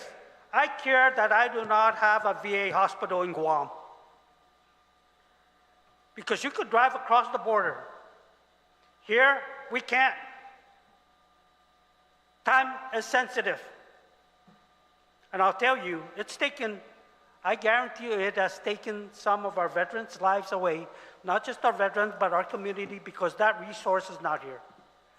But I hope we can work together to make it happen somehow. We cannot stop with this fight. But I hope that answers your question, sir. If I don't know, and it gives me much pain, double amputee, all we wanted was a VA card, but yet I know, just based on what you're telling me, that this individual is entitled to more health care and other benefits that he should have been receiving as an exposure to Agent Orange. So the system failed him. And I thank you for sharing that. Thank you, Mr. Director. One last question. Earlier you said you had spoken to Public Health regarding the old legislative building down in Hessler, regarding that building, and you're moving it, that you said Yes, you're ready to move in there. Yes. And what was their reply to your question in regards to whether or not, or they're moving out and you're moving in, and you know, would you have to renovate before you moved in? And because according to the administration, that Hessler is supposed to house all the other veterans organizations that fall under the umbrella, I guess you would call, I guess you can say the Veterans Office is the umbrella of all the other organizations, Yes. right? So it was supposed to house the other veterans organizations. So yeah, so what is the time frame? What is the estimated cost for a move-in and things of that nature? And have you communicated to the other veterans associations so maybe they can also put the pressure on the existing agency that may be there, and maybe they can't find a place to move into? So what is the situation there? You know, Senator, I'm confident that the public health is doing everything they could too. GOVA's move into the Hessler building is dependent on the move of public health. They're moving out. Yes, right? Yeah. they're moving out. My estimate, this is just my estimate, is around May timeframe. May? May timeframe is my estimate, but again, that's just my estimate. Okay, 2 months from now, or? Yes, sir. Okay. It's dependent on their move, is when we can move in. As far as the possible renovations, when they move out, Senator, we'll move in, utilize what office space are available, and beautify the place as much as we could. That makes sense. And in saying that, we're going to look at our budget again. But hopefully, whenever our next budget hearing is going to be, I might be requesting for funding, because I anticipate that there might be a rent or a lease involved. Right now, that's not being shared with me, but also for the maintenance of the building. Just saying that. My speculation. Thank you, sir. Okay. Madam Chair, thank you very much. And again, Mr. Director, Mr. Meno, thank you very much. And thank you again for your service. And to all the men and women here, thank you again for your service. Thank you. Thank you, Senator Lujan. Senator Duenas. Situs Masi, Madam Chair, and Viva Cumpleaños, Master Guns. Situs And Masi. thank you for being here, Mr. Meno. So I'm satisfied that you've answered all the requested information in your presentation. So I just want to focus and narrow in a little bit on one area and defer to my colleagues. So first of all, Mr. Meno, are you in the capacity of Administrative Service Officer for? Administrative officer, yes. Okay, so do you currently have an ASO, Master Guns? No, We Okay. have an AO. AO. Have you had any resignations within the last 30 days within your programmatic or your administrative service division? We have one actually that would be at the end of this month. One of our VSRs. Yes, and who is that? I don't wish to say it online, but one of our VSRs will be resigning, moving on to another agency. Okay. not within the government of Guam. That's why I'm a little bit concerned. That's why I'm going to my next question. So, Director, as I look at it, because of, I want to narrow in on Public Law 37101 and Public Law 37102. If we take, in your testimony, you say you have an appropriation level of 1.2 million, but with this 1 million and this 340,000, actually your budget right now has increased by 1,340,000, correct? Yes. Okay. So I want to make sure, and we're on the record here, I want to make sure as you describe your implementation of the public laws, you talk, we've had these on the books probably about 4 or 5 months now. So my question to you is, and I want to be sure that as you describe what is going to take place, because this is, we appropriated this money because this is, we saw this as the vital key to what your operational impediments were. And so I want to make sure that you have your allotments been released to you to carry out your mission, and that financial issue is not an impediment to you. Got it. Yes, sir. So my question is, have you received the allotments in accordance with this appropriation, this additional appropriation of the 1 million and the 340,000? Yes, Senator, we Okay. have. So, And so that's how we're able to move forward with the hiring of the 6 VSOs, 6 VSRs and the cemetery workers. right, so when I read it, the requirement for the hiring of 6 VSRs and 6 veteran cemetery workers, which is all classified positions, have been completed. An announcement for the positions will be posted no later by the end of this month. So it's taken us from the time that these public laws have passed to now for the positions to be posted for recruitment. And I could answer that, Senator, and thank you for that.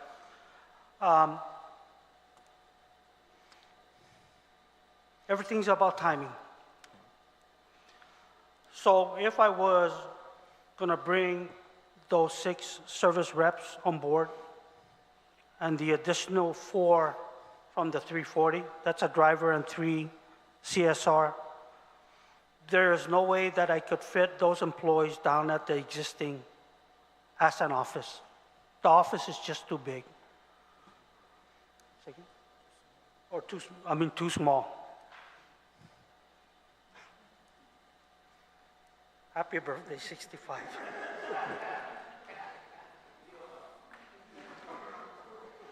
So in thinking it out, again, you know, and I'm glad that the bill is written the way it was, because it doesn't dictate that I will need to bring him on board, like this deadline.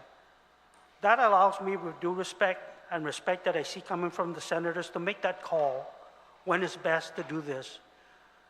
To fit 10 plus 3 in that office space would do me more harm, because yet it's in violation of the building code, because it's only limited to be able to fill people in there. To provide service while they're cramped up, it doesn't provide you any type of privacy when you're interviewing veterans. So the bottom line is, I thank you that there's no deadline, and if you recall, Senator Lohan, during the committee as a whole, did ask me when do I think this implementation will take place, and I did say around May.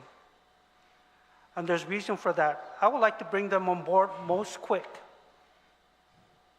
but it's no use bringing them on board if I cannot employ them quickly in an efficient setting, because I'll be in violations of other codes. Sir, I remember this discussion, and I just want to put this on the table again. You know, for me, this is where the rubber hits the road, and the feedback that I'm getting from, and you know, I don't call you because I listen, and I know there's going to be opportunities to talk to you about this, but I think it cannot be understated that the feedback fundamentally is about the services. And this is why we worked hard to get the additional appropriation. And yes, when you put the 340,000 plus the 1 million, of course, your budget request next year to sustain this is going to go up to that level, no question. And I will make sure that happens. But my concern is, and I mentioned this last time we discussed this, is we have a government that has a lot of office space throughout our government. And we even talked about this the last time, that even portability when it comes to some of these services might be better. So I encourage you once again to work with the governor's office and to work with all of the executive level offices on those that may have similar missions or have other office space, that you can hire these individuals and you can have them detailed to these offices so that they can still carry out the mission that's required. In fact, it might be even more suitable to the veterans that are going to receive these services, because it might be a building that's closer or in another area. But I just want to encourage you that I think that we're missing the mark when we're looking that you cannot put these employees in your current space. That I think we have to think outside of that. Get these individuals on board. You have the money for it. The services are sorely lacking, and I'm going to ask you today to be more creative. Work with the front office. Find out how you can, co-locate some of these employees. They'll be under you. This government details employees all the time to different areas, and they use the space and the accommodations that are available in those areas to carry it out. So I just want to get your commitment that you will follow through on that, because this money sitting here in the account and not getting the recruitment and getting the direct services is just not serving anyone. So can you work with me on that, please? I will. Yes, sure. Definitely will. Thank you. Thank you for that. Thank you, Madam Chair. That's all I have. Senator Terlahi. Madam Chair. Good morning, everyone.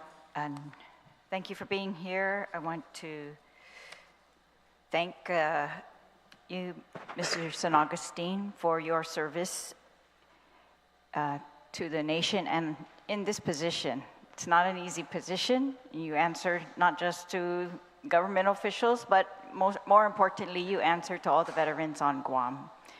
And as you have noted, there are challenges for each one of them. I want to thank all of those in the room as well who are here for this hearing, for your service, and those who are watching as well.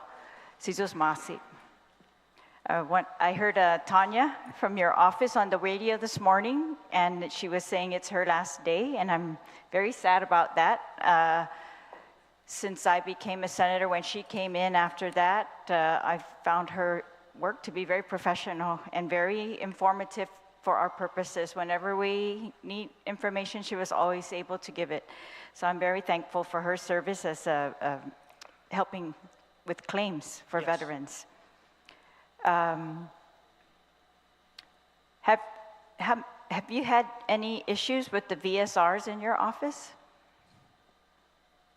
The veteran service reps, the ones who are helping veterans make claims? So I could share with this that, there are just things that sometimes we cannot help, right? For as much as we want them to be there providing the service, we do have veterans, employees that have medical needs. They have to go on a vacation, they have personal things, but to clarify, we do have folks that need to take a lengthy amount of time just to address medical needs. That's been the challenge of the ones I have on two of them. Which leaves you just challenged for help, right? For people who are actually in the office to assist with these claims. So, and I hear you this morning about how the plans that you have to add the additional staff, the money that we appropriated last year for that additional staff is going to help, hopefully, move things quicker. According to the statute, your position, the administrator of the VA office, is supposed to be a classified position. It's unusual in the government. It's actually appointed by the governor. There's no confirmation by the legislature, and yet it's supposed to be classified. Are you classified? No, I'm a non-class. All right. Yeah. And I appreciate you saying that you don't need this job, that you want this job? Because in my work with you as well, you were the director when I first became a senator, and then someone else was put in there, and then you're back now. I've just seen you to be very sincere with this work that you are doing, so I want to thank you for that. So a lot of what you're talking about depends on your budget, and so you said you have an annual budget of 1.2 for FY25? Yes. Does that include, that doesn't include the additional money that we appropriated at the end? That's The 1.3? That's the 2025 budget you're looking at. It doesn't include Okay, the so appropriated. that's so 1.2 plus 1.3, right? Yes. Million. And then you said you have a projected increase to 2.3 million in FY26. But when I looked at the governor's request that was submitted in January, her request for the VA is only 1.5. Are you aware of that? It doesn't include the 101 and 102. Right, but her request was submitted in January after all those laws were passed. So it's different than your projected 2.3 is what I'm saying. So you're going to have to justify why your request is higher than the governor's request for you, or that, I'm just pointing that out, that's Okay, a big got it. disparity. All right, and then I understand your plans for the money and your plans for the hiring, and my only question on the hiring is, so these VSRs, or VSOs that you're going to hire, 6 additional. When we had the last hearing and we talked about this, that was in April 2024, when the State Clearinghouse, Stephanie, said that why these 9 that the government paid to train were not ready to work was because they didn't receive the on-the-job training. And she said she instructed somebody to immediately prepare that program for the on-the-job training.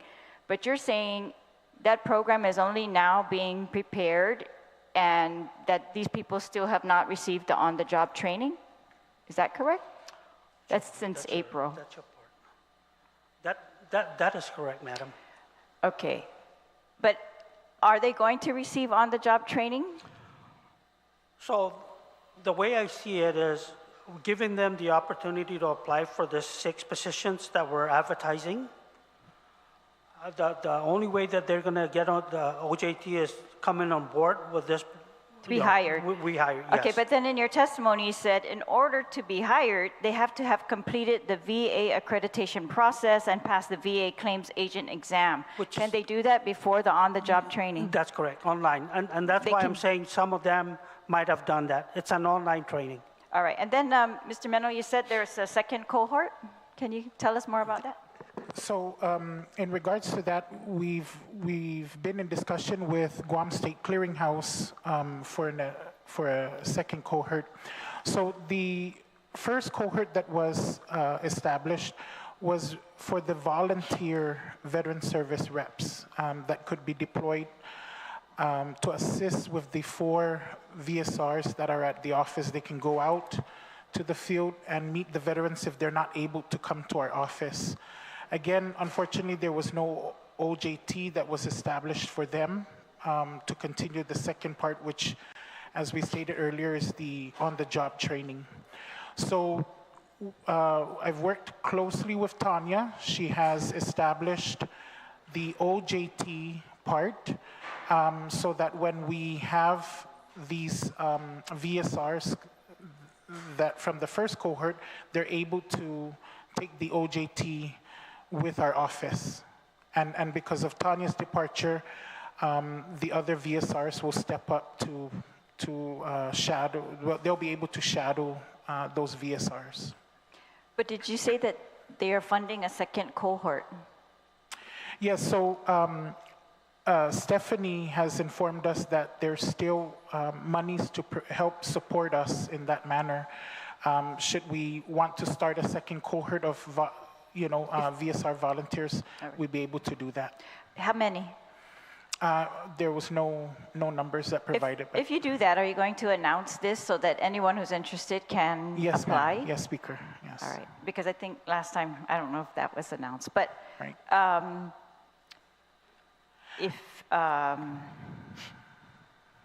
All right, that's fine then. So going back to the hiring of our 6 VSRs, those 10 that were trained would have the opportunity to apply once the position is posted, and they would, be required to submit their certificate of the first part of their training. All right, and so you agree that they can receive a certificate without the on-the-job training? Sure. All right. Right. All right, and then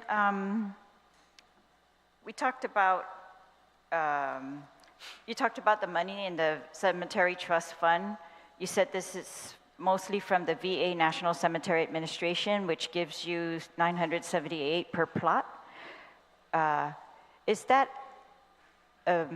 regular amount every year, or is it dependent on the amount of burials you have or something else? No, and that's a good question. So it changes. It appears to be changing each year. So when I first came on board back in 17 and 18, it was only like 700 some a month. But apparently this one last year was at nine something. This time it kind of climbed. So it just dependent, I guess, on their budget. But this reimbursement are only for veterans or active duty personnel that were buried. We don't get this reimbursement for the family members, just for a veteran or active duty member. Okay. All right. And then you talked about the Hessler building. I want to go back to that. You said you might pay rent.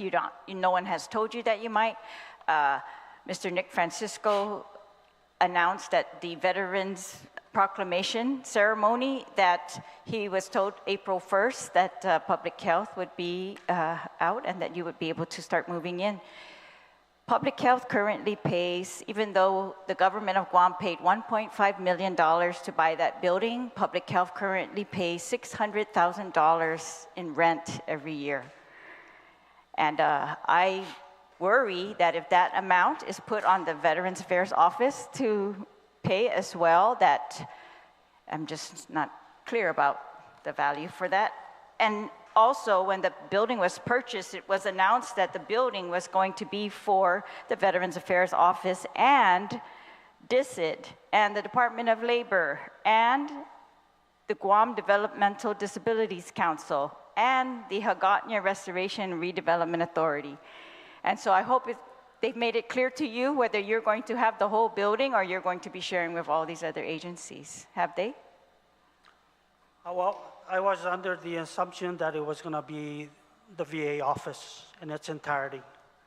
But we'll see what the bosses end up giving us. Well, it's getting late to know that, right? If you want to make a good plan, you should know ASAP. Otherwise, we're going to end up in a oversight hearing 1 year from now with almost the same reports. This is really, I guess, this is really the tragedy of the Veterans Affairs on Guam, is that the things take long, not due to your lack of work, but there's delays in other places, it seems. Has GOVA offered to build a place for you to stay? Say again, ma'am? GOVA? Have you talked to GOVA? No, the building that we currently have is under GOVA. Right. So But- have they offered to build a place for you with their community development grants or anything like that? The problem with that also is I never asked. So if you're bringing that up, I might ask. All right. Oh, okay, and then your big award for the cemetery. When that was first announced as an award, you corrected us that it was only a pre-application, but it was first announced as an award that it was going to take care of 1,400 new burial crypts. Is that still your estimate? I think you said 1,200 more plots, and is that what you expect from the 13.6 million? Yes, ma'am, 1,200 more. But also at my last conference back in April, I did reiterate that I wanted to move a hill in the middle of the cemetery so that we could add more plots there. So moving forward, we're anticipating at probably exceeding the 1,200 more plots to be built. If you move the hill? If we remove the hill, yes, And you can do it within the 13.6? That's correct. All right, so this is a pre-award process, or pre-application process, sorry, Yes. and you are going to resubmit again this will be right now, or you said when you finish getting the design, which you're just beginning to do an RFP for the design? That's correct. Okay, so that would take how long?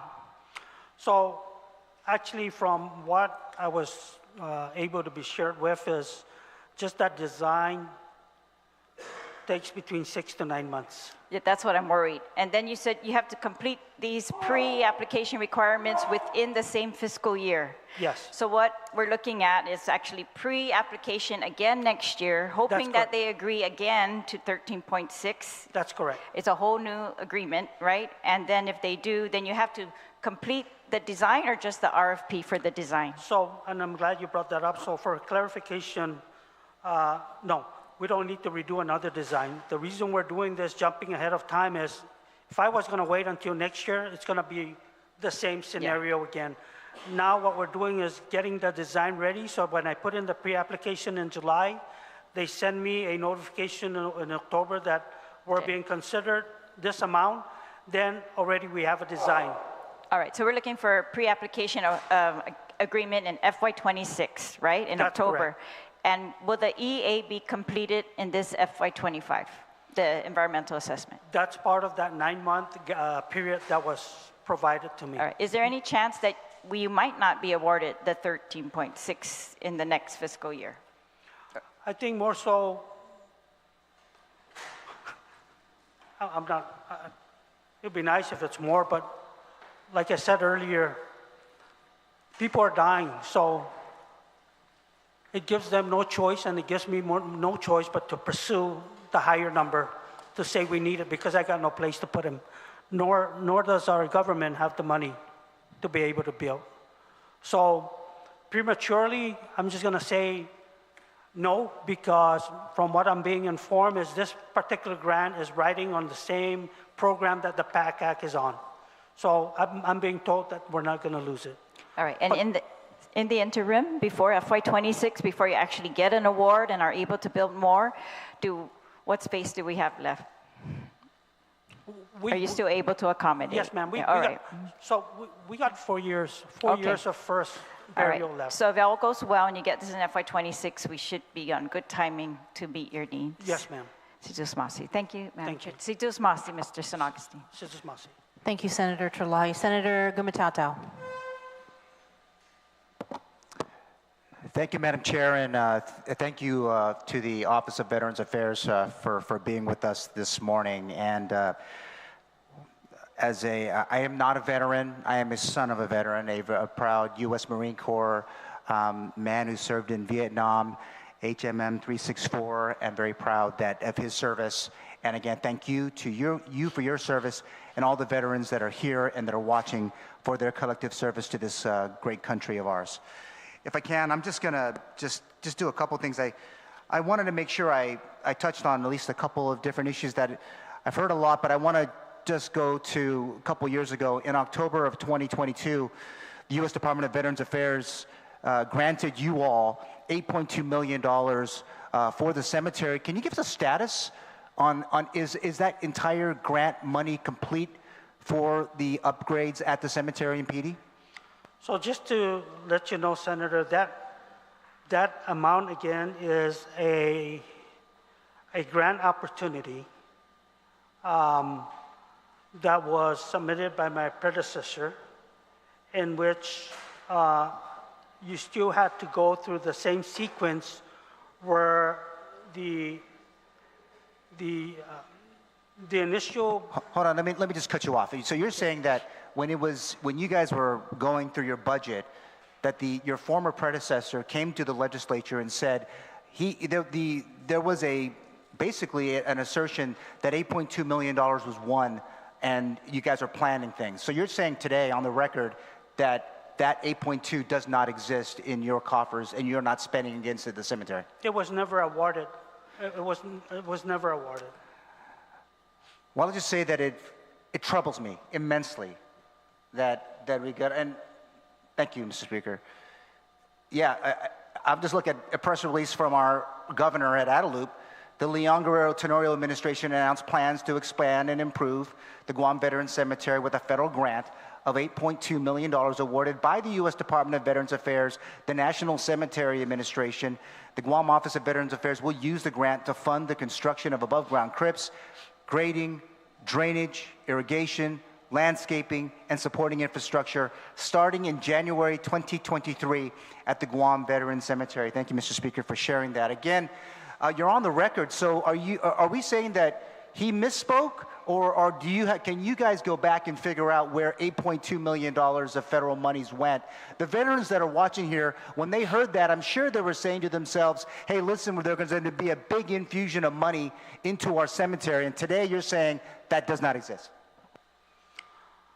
Senator, that grant that you're referring to writes on the same pre-application of the 13 million that I've just indicated. Okay, let me just say that again. I think that was absolutely misrepresenting what, and you can take it back to Adelup. You guys misrepresented the infusion of money into that cemetery. When veterans are every day dying and looking for a place where their families will lay them to rest. And today you're saying that that is absolutely untrue. $8.2 million just does not exist. Senator, let me remind you, I'm a veteran. I will not let that happen. Okay, that's fair. So I need you to go back and you need to talk to the governor of Guam and find out where $8.2 million has just went. Let me get to my next question, Mr. Director.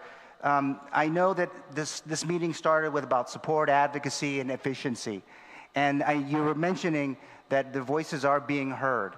Let me just say, from the committee's point of view, I am certain that they have made every effort to engage you and your office. And you mentioned earlier that you honor the services by responding to all of the people that do call into the Office of Veterans Affairs.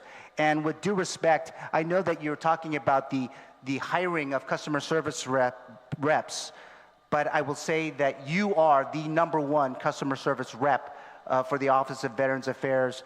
I'm hoping that outside of today that you're going to be able to engage the committee a little closer. Can you assure us moving forward that you're going to answer your phone and support this committee? On the record, I've always supported. Oh, no, even off the record if they're going to call you. I've always supported, but Madam Chair, while these are very good questions, may I just ask to use the restroom? I've been drinking water. I apologize, Senators. That's okay? Fine. Yes, we'll take a 5-minute recess. Because I know it comes to the speaker, I might just explode. Please, thank you. Yeah, is that okay? We'll take a 5-minute recess. Okay.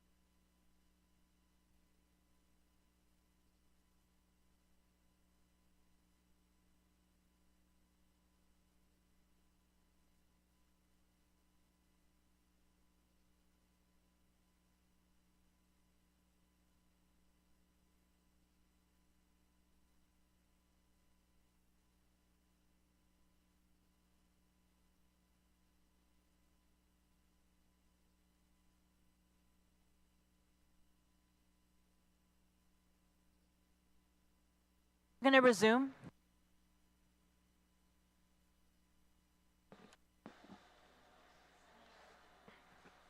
Senator Gumatata, you can continue with your questions. Thank you, Madam Chair, and again, thank you to our friends at the Office of Veterans Affairs for being here again. I'm going to just let me just shift my discussion a little bit to the hiring situation. You know, and I think it was mentioned a bit earlier in the hearing, but when we think about if this is a priority when you come here asking for money, and I might be a new senator, but I know that when you ask, that means something needs to happen. And I know that when you all asked over a year ago, it's almost a year ago, April, to hire, and I get the plan, I get it. But just in all fairness, it is inexcusable that you came and now we're about to try to hire 6 new people. And I'm a little confused on the number, if it's 6, if it's 12. But again, it's priority, and I think that's something that's been missing, not just with you, and I'm not trying to pick on you alone, but when we think about in this government, when we're going to make the ask, the priority has to be that. And I just want to say that.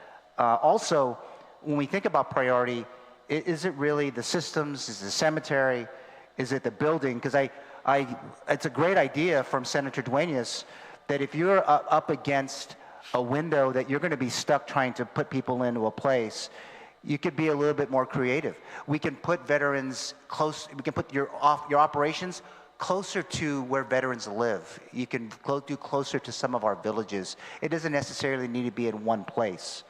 But I wanted to ask you, caseload per day, what are you guys seeing right now in terms of caseloads into your office? Can you answer that? Your caseload. Somebody? Your breakdown. Senator, so with our VSRs, they see 2 veterans per day with a 2-hour window service that's provided to each veteran.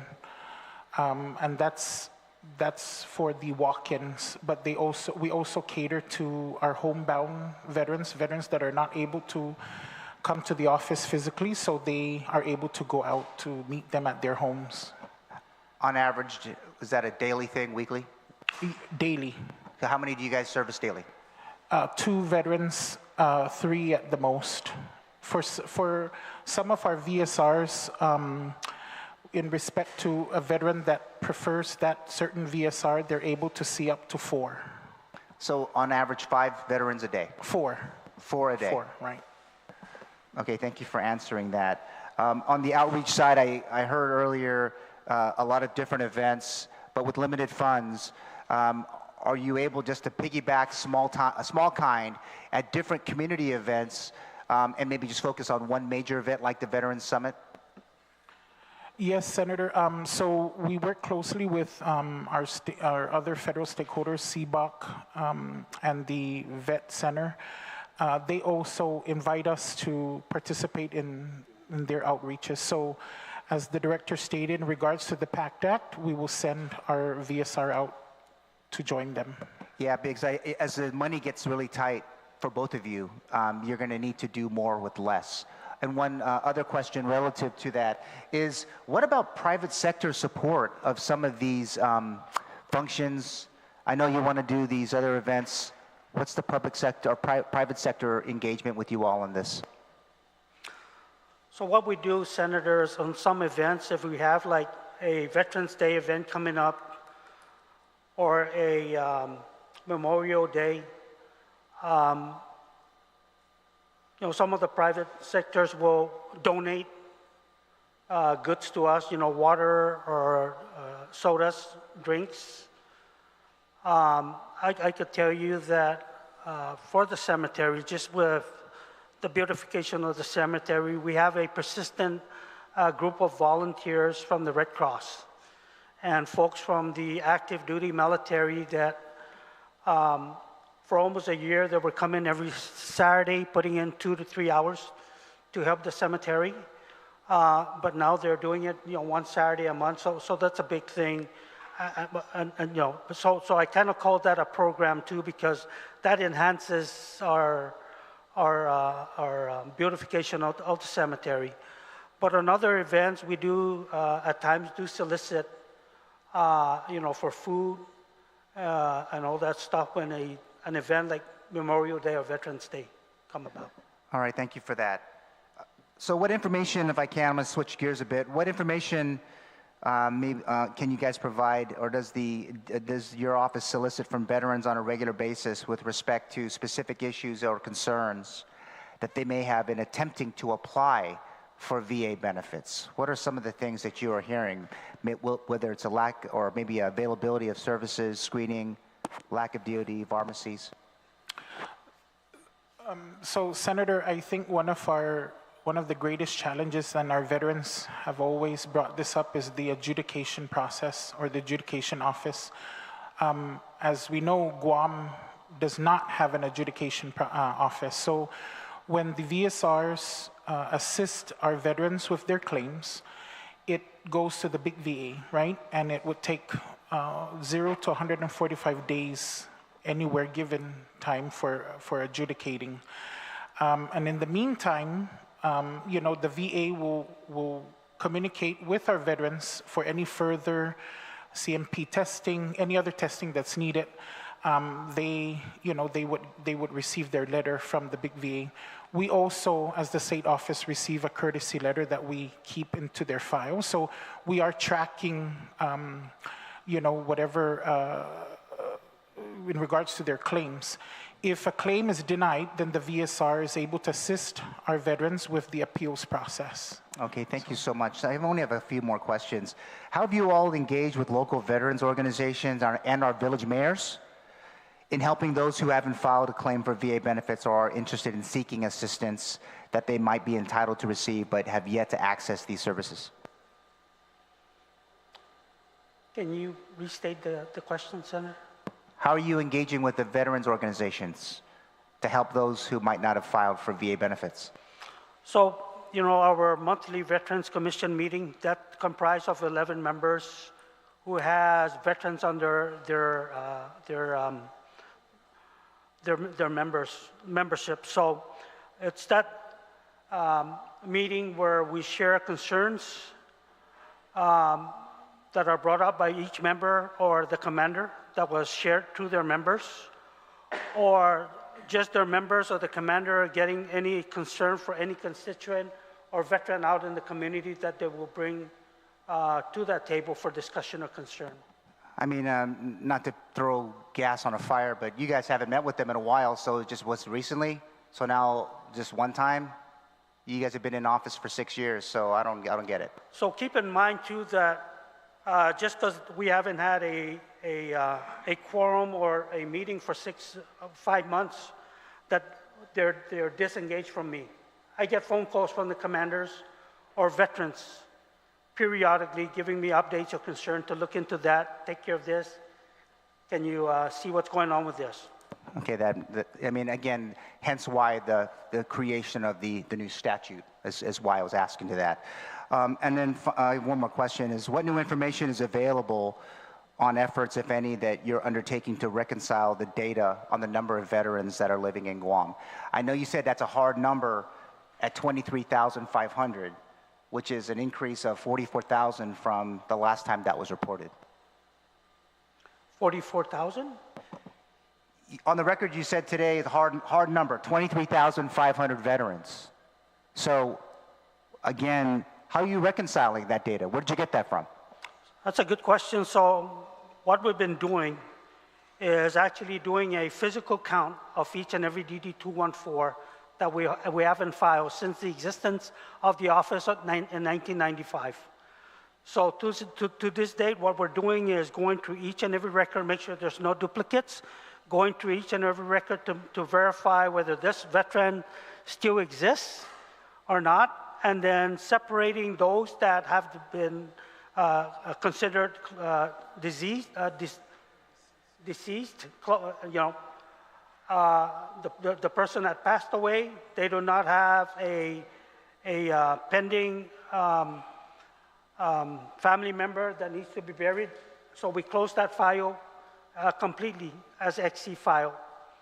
But then as we separate those files that's how we arrived through the numbers of what we got right now, is that we removed those that we know has passed and no longer is in existence, and that's where we arrived with that 23,500 number. So how much of your day is spent doing that, or your week? How much time do you spend on that in a week to reconcile those numbers? Yeah, so that's a good question. So I'll have Mr. Meno. He sees that too.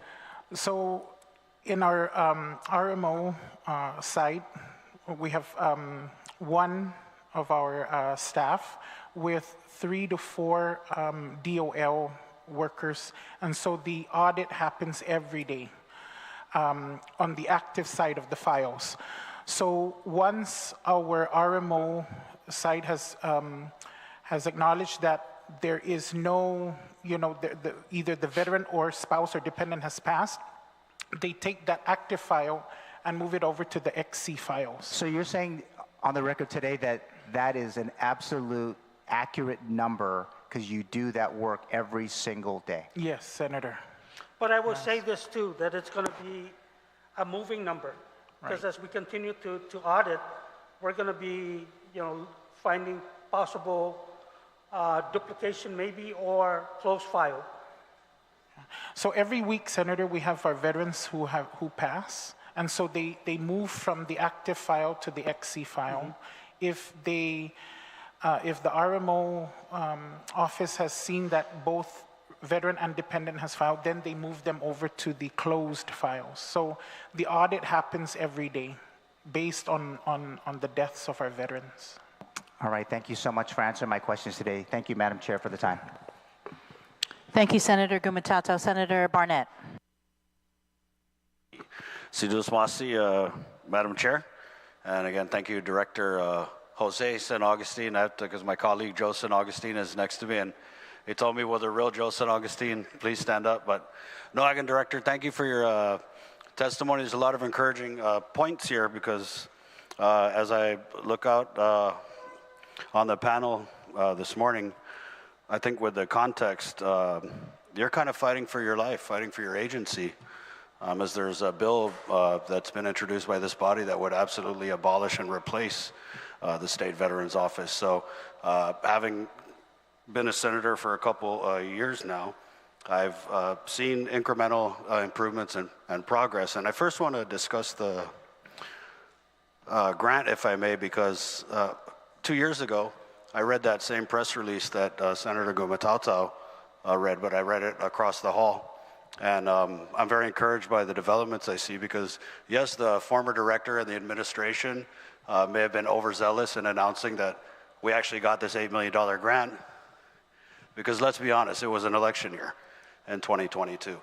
But it was your hard work as the director and following up with these federal entities, we were able to raise our priority level from a priority 3 to a priority 1. So any senator who's in here who had heard your testimony shouldn't be confused about that. As well as the 12 positions, just to clarify for the record, it's 6 VSOs and 6 maintenance workers for the cemetery, correct? Yeah. And so, the Guam Veterans Affairs Office, our State Veterans Office, is only as good and as strong as the support that the legislature and the administration gives to you. And that's why I was very happy to support in the 37th Guam legislature a bill introduced by my colleague to my right that appropriated the $1 million. One of the lessons I learned is that you can introduce a bill, pass a bill, it becomes law, but it's really on the follow-through, the implementation. And so for me, seeing that you are pretty much getting these positions hired by the end of May, you said? Okay. So I'm very encouraged to hear that, as well as the bill that was proffered by Senator Taitigui and Senator Brown, which I supported, that appropriated the $340,000 to GOVA to address a lot of the challenges that we have heard numerous times from you in this very room. And so, again, it comes down to a lot of advocacy. I commend Senator Terlahi for planting that seed in your head about GORA possibly finding you a new home, because we've all heard the challenges and the concerns with the lack of access for our veterans with disabilities at the local office. And we've also all heard about the uncertainty about the Hessler building and if it's going to be the veterans organizations that take up space there or if it's going to be the veterans office. There's just not a lot of clarity on that. But you know, at the end of the day, if you are going to take over the Hessler building, public health is going to have to move out. So that's going to require advocacy of this very committee, engaging with public health and maybe speeding up the timeline for them to get back, you know, where they should be, quite frankly. And so for me, in talking with a lot of the veterans, yes, like I said, we have to do what we can to support our state veterans office, but by far, a lot of the challenges and the concerns that I hear from our veterans, it's really on the federal side.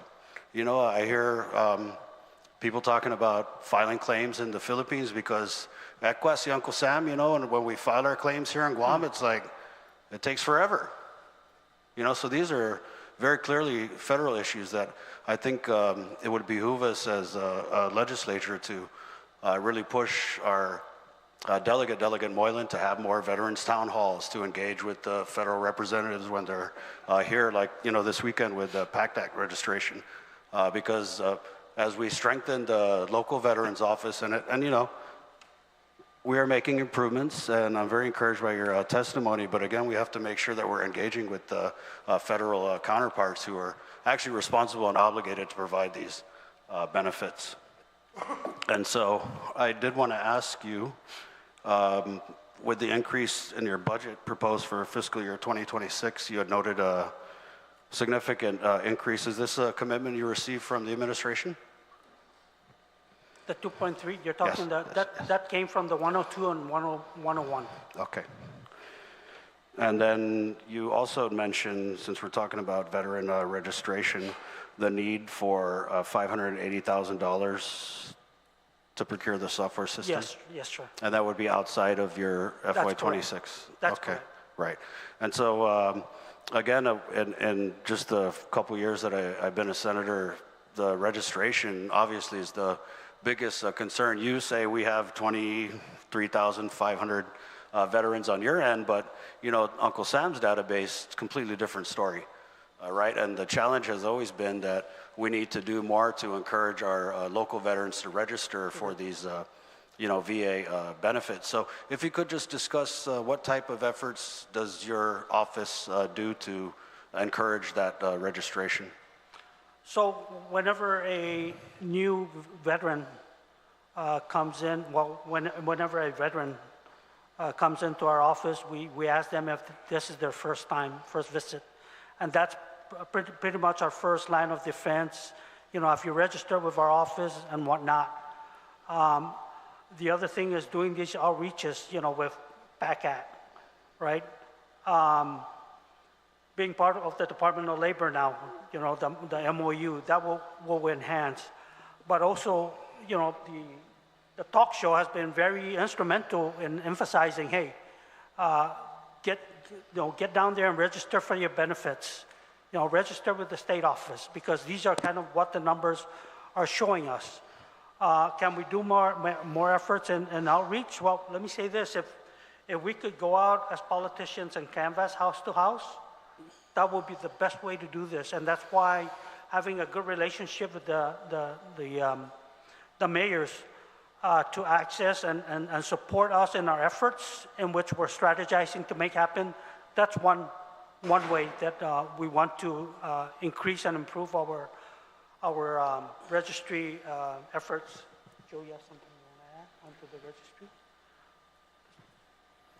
I just hope that in the event, and I'm very hopeful that the committee will fight for that $580,000, but would you be procuring a software system that is going to be integrated and able to be compatible with the federal VA? Well, that is what we're trying to look for. So we're looking for a system that is able to assist us in identifying whether those individuals that we have in our registry are still here on Guam or have moved off to the States elsewhere. Are they still alive on Guam, or have they moved off to the state and passed away in the States. We're getting the same in return. You know, we have residents that pass in the States are being sent home to be buried here in Guam. So that system is critical for us to be able to track that. But at the same time, having that robust, I don't believe I used that word, system, right, that should be monitored by Office of Technology. That's where that system should reside, because that's where the expertise of how to input, how to troubleshoot when we have a problem. We don't have that expertise. But that's where that system should reside, and it should belong to the government of Guam. But at the same time, what needs to be noted is that the information in there has to be fully secured. Confidentiality of the individual's name, phone numbers, and whatnot reside in there. So that's very important as we move forward to procure this system. It's very expensive. Three years ago when I went to the conference, they told me $300,000. My last conference was $500,000. I was like, you're kidding me. But again, if it's for our veterans, then it's what we got to do. It's going to be a worthwhile investment. So I hope that comes that time when I'm able to present to you all, this is how that model look, and this is what it's going to be able to do. It's going to be able to register. It's going to be able to look for those that were registered that are not here no longer. It's able to, you know, a client or a family member could just go in there and look for their loved ones down at the cemetery and say, you're here, just walk 10 feet and it's right there. And you're talking about the kiosk, the grave finder, right? Yes, sir. Okay, so I'm very encouraged to hear that at the end of the day, because as the federal VA is undergoing a system upgrade to the tune of $26 billion in 2026, whatever we're doing with our software here locally, we want to make sure that we can talk to the federal VA, because Lana, if they're talking English and we're speaking Chamorro, you know, to see me comprendi. So Okay. Yes. let's make sure we do that. Go Bascoba.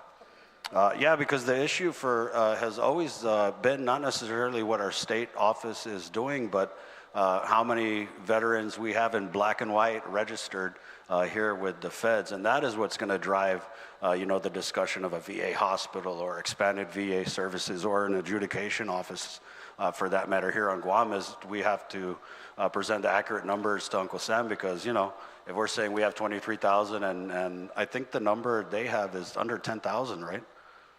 I think the number, well, in 2016, when I pull up the data, it was 8,000. Yeah. So somewhere someone is saying out there that that number still exists. Right. 8,000, and that's 2016, this is 2025. And just from what I hear from different veterans, a lot of times veterans don't want to apply for these benefits, even if they're absolutely eligible to receive them, many times until it's too late. And so we have to do what we can on the local side to encourage that, and that includes, you know, putting pressure on our delegate's office to, you know, with all this uncertainty that's going down with the federal VA and all the impending Trump funding cuts and freezes, really need to cement that advocacy in our nation's capital. Senator, if I could take this opportunity, because you brought something up that maybe I might misinterpret it, or I might have missed it, but Senators, every one of you all here, you have family members, classmates, friends that are veterans. You know, help us too, pass the word. And some of them, and just like you mentioned, don't want to register. Well, why not? Why not? And 30-year Marine, right? That's why I'm as nice as I am, because I want them to be able to come to us. And that's a no kidding. You have to be that way. And so I guarantee you're going to find a classmate of yours out there that was a veteran and have not registered. And there's going to be several reasons why. I don't need it, which is not a good answer. And the other one is I don't know where to go. So hopefully when we get this software, which I should not even have to wait, I should be going out there and not having to wait for them to come to Asan. I just want to go straight up to GIGO and work my way from north to south. Are you a veteran? No, I'm not running, but are you a veteran? Have you registered? And that's the way it should be. Thank you for I that. agree, yeah, and I think that that message should never get old because that is really the root of our issues with the federal VA is that we all know we have a significant number of veterans who are eligible, and that would really drive, I think, the discussion for increased services, not just for the veterans on Guam, but the veterans in the region, our brothers and sisters in the CNMI. So, yeah, that's something that we definitely have to continue to encourage. Veterans, sometimes they're intimidated by the process. They think, oh, it's going to take me forever to do it. Or many times veterans become sick, and then that's when they go and apply. And so they're dealing with the initial entry into the system as well as, trying to file claims. And these things just pile up, and it makes it very difficult for the veterans. So I think, us as a body and your advocacy, we have to continue to just beat that drum and to say, hey, if you're a veteran and, you're eligible for these services, then let's get you in that database so that when Uncle Sam looks at Guam, it's really reflected because we always say we have the highest per capita enlistment, right? And so I think that, there's a shortage of the services that we're receiving, right? It doesn't translate into that high capita enlistment. So thank you for your testimony today, Director San Augustine, and I hope you are able to have a good birthday weekend. Thank you very much. And Yes. Si Diyos Masi for your Si Diyos service and your commitment to our veterans. Thank you, Madam Chair. Thank you. Thank you, Senator Barnett. And just so you know, myself and the committee are deeply committed to working with the Guam Office of Veterans Affairs to address their concerns and their issues. Senator Telo Taidagui. Si Diyos Masi, Madam Chair, and good afternoon to my colleagues, and especially those who are hanging out, the diehards that are in the audience. Thank you for being here and sticking it out and wanting to know what's going on, but most especially to the two gentlemen who sit before us to provide their hard work, what they've been doing, and their potential aspirations for the Guam Veterans Office. And happy birthday, Jose, again to you. You don't look over the age of 30. So I really appreciate this opportunity to at least go over a few things, this oversight, and some of the concerns we have. The cemetery expansion, we've been discussing this for years and years, even before this governor. And, I was wondering, has there ever been a plan in place? How the expansion, was there any diagrams or anybody that you'd work with that you have on file right now of the plan for expansion of the cemetery? So the way the expansion works is we have to go through this initial process. No, it's not that, Director. I'm asking, has there been any plan that was already implemented, not implemented, I'm sorry, that was provided, a design, any design? There you go, yeah, you got the right word out of my mouth, the design. So we will not be availed to that design until, or unless we have a consultant on board to do the design for us. So there's never been a design, because this has been talked about for years and years and years. So I was just wondering if maybe somewhere in your file, there might be a design that we looked at to kind of gauge how much this is going to cost. Nothing? No design. And very good point. So the last time that an expansion was done down at the Veteran Cemetery was 2009. Okay. And that's the ground burial, okay? And I want to fully explain this so people understand, it's on record, people listening. There's 891 vault on that ground, the one down by the flagpole that opened, that newly, where you see burials happening every day. That is the newest burial ground, and that was finished, I think, in 2009. If I'm not mistaken, because the first one buried there was 2009. The federal government is now learning that that's not a good way for burials. And I hope it was because on my 2024 April conference meeting that I met with the grantor to let him know that that is not a smart set up for a cemetery of 16 acres, and this is why.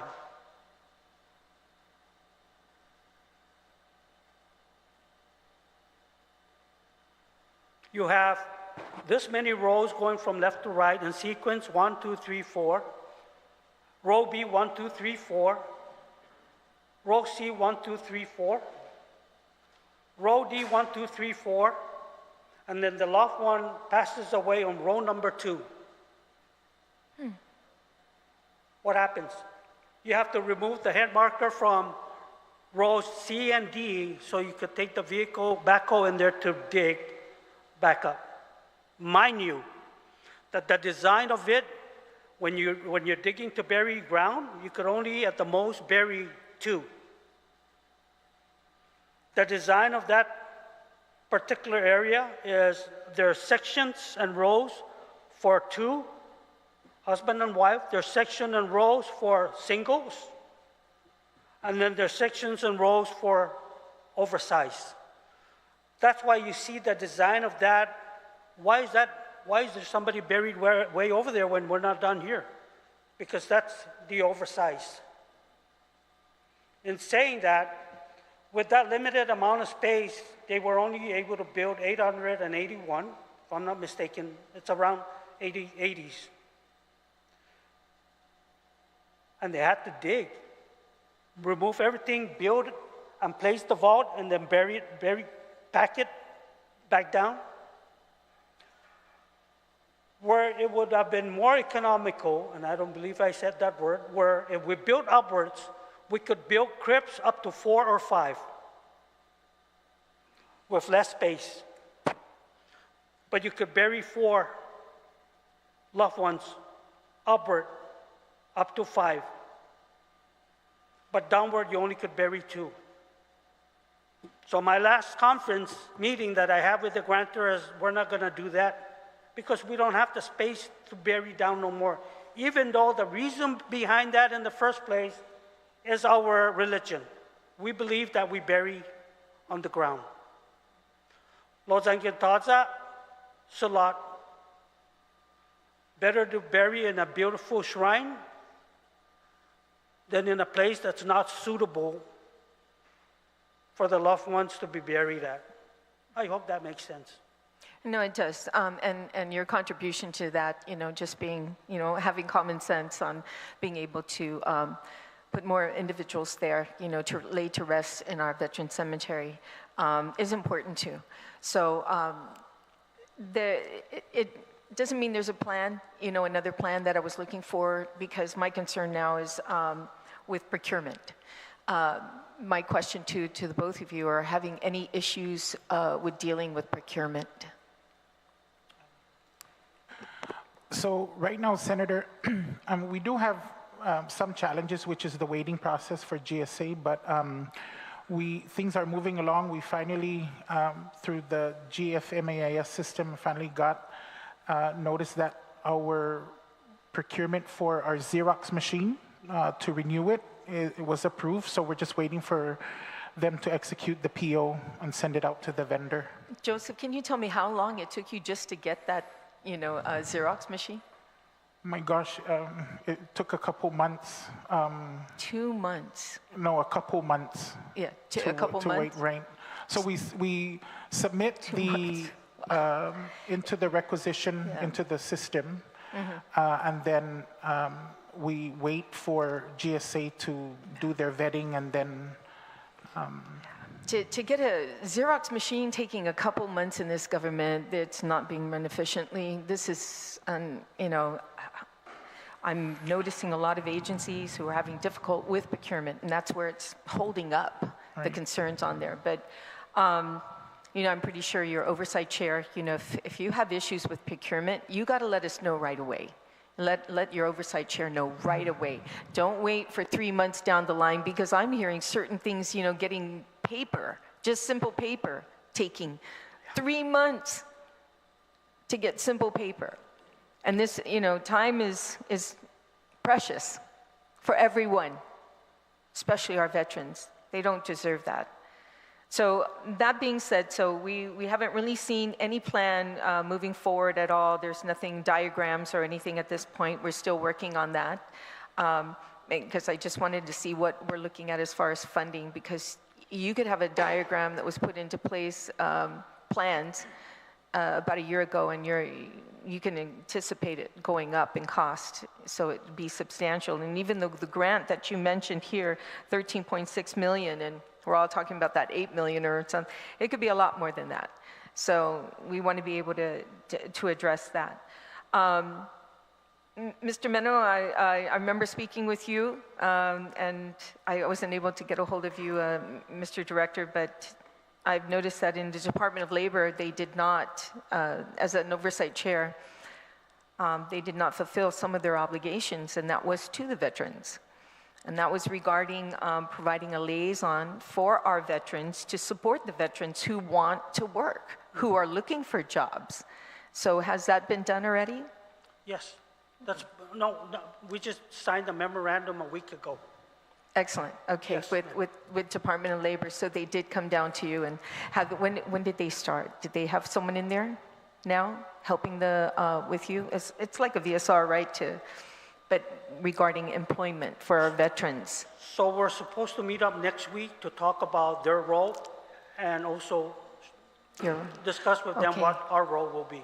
Okay, that would be great. Sooner than later on this one, because I know there's a lot of veterans out there who still want to contribute. And there are areas that are lacking in manpower. So, please, if you're having any problems as the Oversight Chair of Labor, let me know so that we can push this a lot faster, sooner than later kind of scenario. Can you tell me about your reserves? We know that allotments are given to the veterans as well as other agencies, and a lot of times we're finding out the administration is keeping some of that in reserves. Yeah. And then at the end of the year, supposedly it's supposed to come back. My greatest concern is transfer authority of the governor. I tried to create legislation and to ensure that all allotment going to the Veterans Affairs should not be touched, and that it should go directly. So there's no transfer authority of the governor taking any funding from the Veterans Office and place it somewhere else. So what is the status with reserves? And what happened last year? Senator, so in regards to our current budget, there is the 2% reserves. However, our budget analyst has assured us that if we just need to make the appropriate budget modifications to release the funds for our budget. In regards to Public Law 37, 101, and 102, there are no reserves that were placed. So the entirety is there for its usage. That one, Senator San Augustine and I made sure that nobody can take that money away from you at all. Thank you to Senator Telo Taitigui and Senator San Augustine and Senator Joanne Brown and all the other senators who supported Public Law 37, 101, and 102. There are no reserves, and that was made clear by our budget analyst. So the funds are there and ready to be used with no obligation end dates. Okay, and like Senator Barnett mentioned, follow through is very key to anything. We can do our best, but follow through is totally key. So I appreciate that, and please let us know too if there's any funding that is being transferred out of your agency for some reason. Okay, and lastly, how much did ARP come to the Veterans Affairs? How much money did you receive from them on the ARP? That's the 816,000 for the renovation. For the what? For the renovation of the cemetery chapel, admin office, and the maintenance building. 800,000? 816,000. Okay, from ARP funding. Yeah, ARP, that's correct. And it was completely utilized and expended, correct? Okay. For the cemetery renovation. So you're not losing that money. We got to make sure we don't lose any of that funding. So I'm glad okay. Now I've been a real stickler when it comes to websites, and I've looked at your website, And we are looking at things, the last intake was 2023, quarterly reports was 2020. Do you have somebody at the office designated? Because, you know, I'm going to talk about outreach too. I mean, how are you, websites now, and believe it or not, people in their 70s and, you know, they're able to work the internet and work websites to get information. But if information is not on the website, there's one avenue of non-reaching out to the public. You're not able to reach out to them. So I looked at your website. It's not up to date, so please have that up to date. We're giving you enough funding that was provided in 2 bills, so please update your website. If anything that you're having difficulty to do that, please go to OTEC. I oversee OTEC as well, and they can also assist you to make sure your website is updated. So you can just provide them the information, they can load it for you, okay? So that would be very, very, very, very helpful.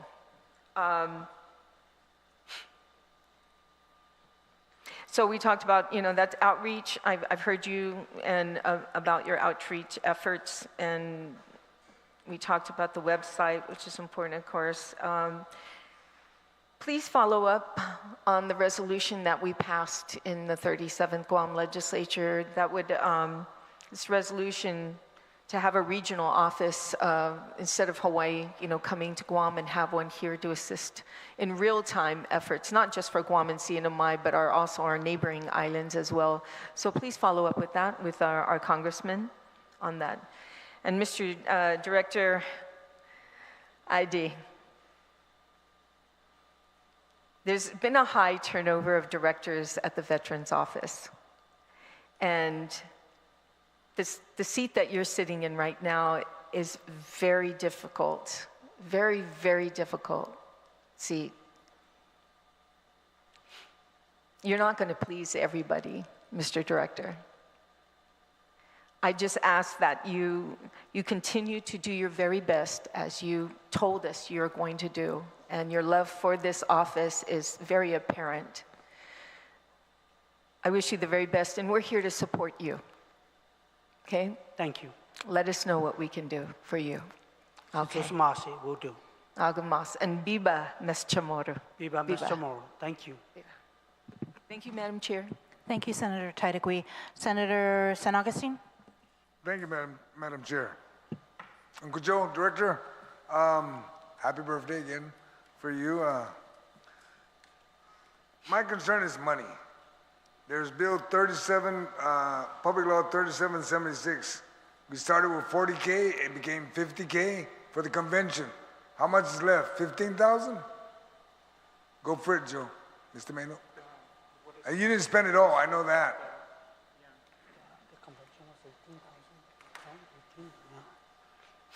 It started as 40 when Speaker Terlai first introduced it, and we increased it to 50. And at the same hearing, we found out you receive additional 100,000 for the convention, and it was supposed to be inclusive of the spouses. And I don't think that happened. So I'm just curious, because if you got all that money, that's at least 115,000 more. So I'm just curious, is that money still in your budget? Shoot, Joe. So you're the ASO.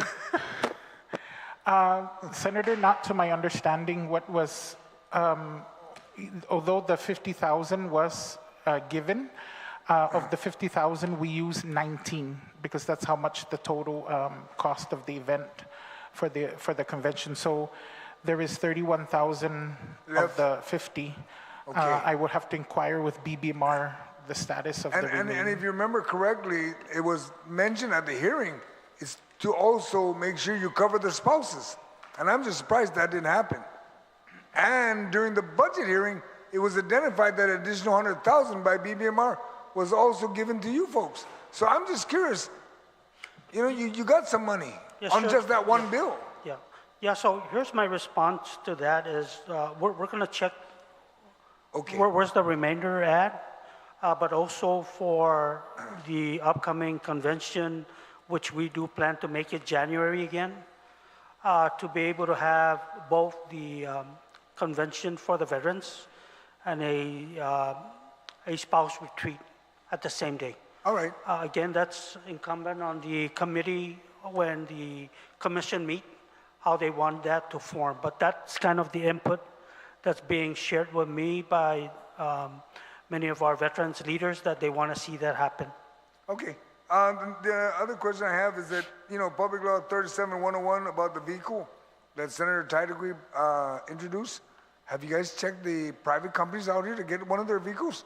You know, there's a lot of vehicles that were used by GRTA, but it was part of their lease with the private industry. And if those vehicles are not being used, maybe you can figure out a way how you can just purchase from them. And that reduce, you might get it cheaper and it's still functional. Yes, Senator. So, you know, I was trying to see if GRTA, since Mr. Tim Agun is the director up there now, I was trying to see if he still has that MV1 that we used to use when I was around, but he stated to me that that's out parts. So I do have 3 quotations from on island, and again, we have to be specific, just not any vehicle. We need a vehicle that has ADA compliant with a ramp on it, and all the safety features that is ADA compliant. The only one vendor that came back to me saying they're able to provide that is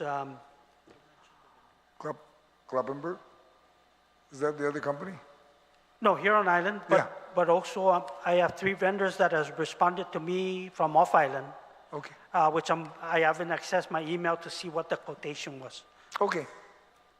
Just moving along, I'm very curious about the 37-102. I know you're doing recruitment. I know you have announcement. I know you're making every effort. But why is it so slow? Por favor. At the time we heard the bill, there was an urgent need. And, and it's not on you folks. I'm just curious about, maybe the bill the Oversight Chair has introduced, which I co-sponsored, maybe that's what we really need. Just separate you and maybe figure out a way how to make you autonomous so that you can start doing what you need to do. Because it's obvious, your hands are, every now and then as you move forward, Director, it's working, but then it slows down. Sure, so that, I'm gonna take full responsibility of this, and just remember that, again, you're a veteran, I'm a veteran, we know how to plan. But we wanna be able to plan so that it becomes permanent and that we do not regret that move. And that's why I was grateful that there was no deadline to say May, that you better have them on board. Because you need to allow the leader of that agency to make that hard decision. Bring them on board now. Yeah, I would like to put them out in the mayors throughout the village. But as I think it was Senator Teresa Lai that mentioned that for her knowledge, the Hessler building, we got agencies moving in, this and that, this and that. So again, it's for me to cautiously, smartly be able to implement it so that it becomes permanent and that we do not have any negative results from that decision that I made. The negative results, and I'll take it. The negative, well, I don't think it's negative because it's coming from my nephew, but it's to allow me to implement it at will, and it's the right timing where our estimate, from what I'm being told, we will move into Hessler in May, is when a good timing to have them on board in May. And that's how I think, based on our training and planning in the military. Out here in our community, we want it to happen fast, but you know and I know smartly, let's do it the way we know we can please them in the right way. And not, here they are, they're in, well, I'm quitting next week because there's too many of us here and I don't have my own private office. Thank you, sir. Understood. Concern I have was your Veterans Registry. I know you identified 23,500. How did you generate that number? Is as they walk in only, or what? I'm just curious. So in 2019, when they took office, they first did their first manual audit. They went through all the files individually, and that number was 28,000. Okay. So moving forward, when they did the second round of audit, it was 25,000, and then the third that they've done as of to date, it's 23,500. So again, Senator, it's transitioning the active files to XC or close, dependent whatever the situation is of that veteran or their family or dependent. Your office issues letters for any of the veterans to get, I guess, their driver's license or their registration and stuff, right? Yes. Are veterans allowed? You don't need to answer that. I understand that because I got letters from you guys, certificates. My concern is that if a veteran was to show up to revenue and tax and they show their retiree ID card, can they get the exemption that veterans are allowed here in Guam? The renewal and stuff, yes or no? You know, by the way we were trying to implement the law, we want them to be able to do that, right? Because the complaint is, isn't this valid enough, and why do I have to go down to the VA office? Let me make this very simple. For as much as we want to lessen the burden, it is good for us to be able to have the documents that they need for me to say, yeah, he is 100%, or no, he's not, or yes, he's a veteran entitled to this. Because we have a problem right now with some falsifying documents. No, I understand that, Yeah. Director. But what I'm trying to get at is that if a veteran was allowed by the revenue and tax to get recorded as a veteran, is revenue and tax providing you that information, you know, in the absence of your letter? The DD-214, yes. The DD-214 that they get from the veteran. From the veteran. So when a veteran goes to DRT and they apply for the registration renewal or waiver of the real property tax, if they present them their DD-214 and their 100% letter, DMV entertains them, and then monthly DMV would send us the packet of those veterans But Joe, there's no requirement to provide a DD-214 if you're 100%. There is a veteran certificate from the VA administration. Yes. There's nothing to do with the DD-214. If there's a letter that they will state they're 100%, that's all they need. They walk up there, they're done. That's correct. And I'm just concerned, is revenue and tax required to provide you that feedback so that your count, you know, it starts to match your count? We received it. Okay. We received. Then that's simple then. You remember when you were first the director before this round, you know, we met because the building was folding down the crypts. Is that the area you're considering? What was it?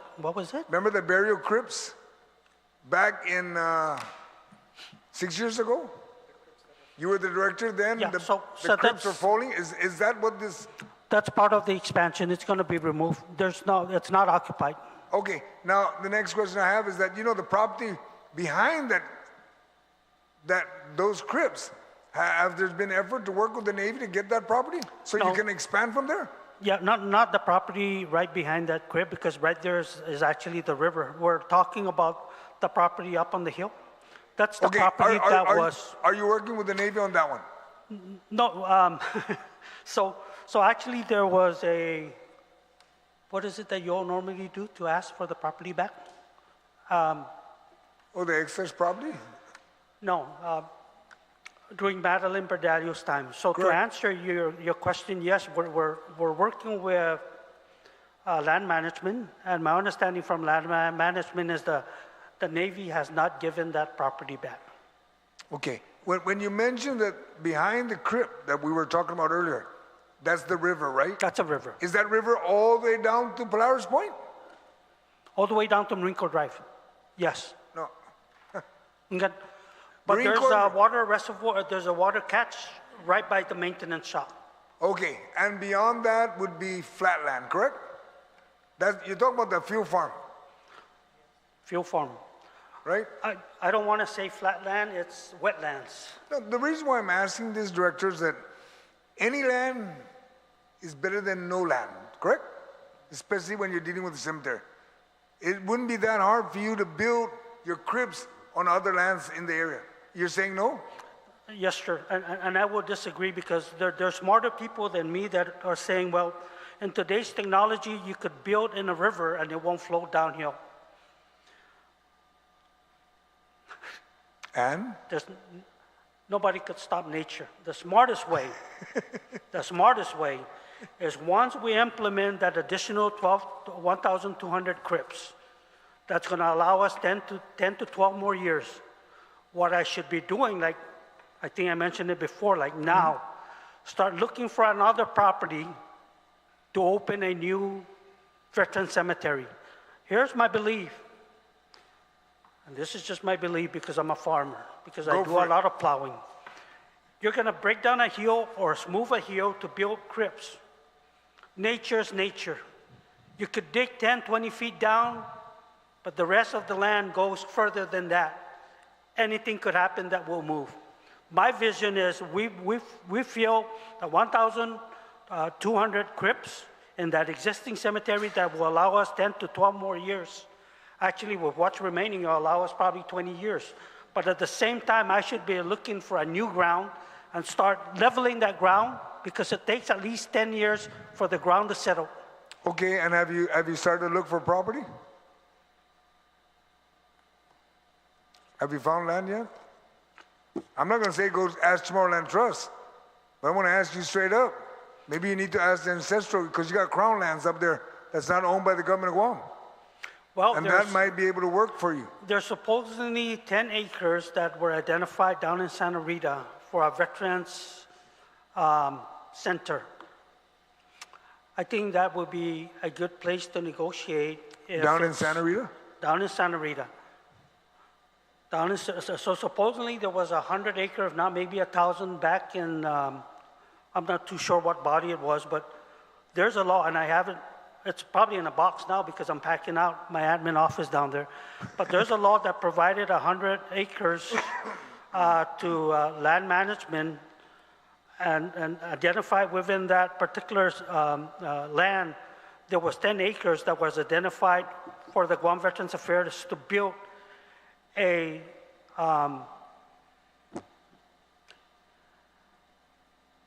veteran center.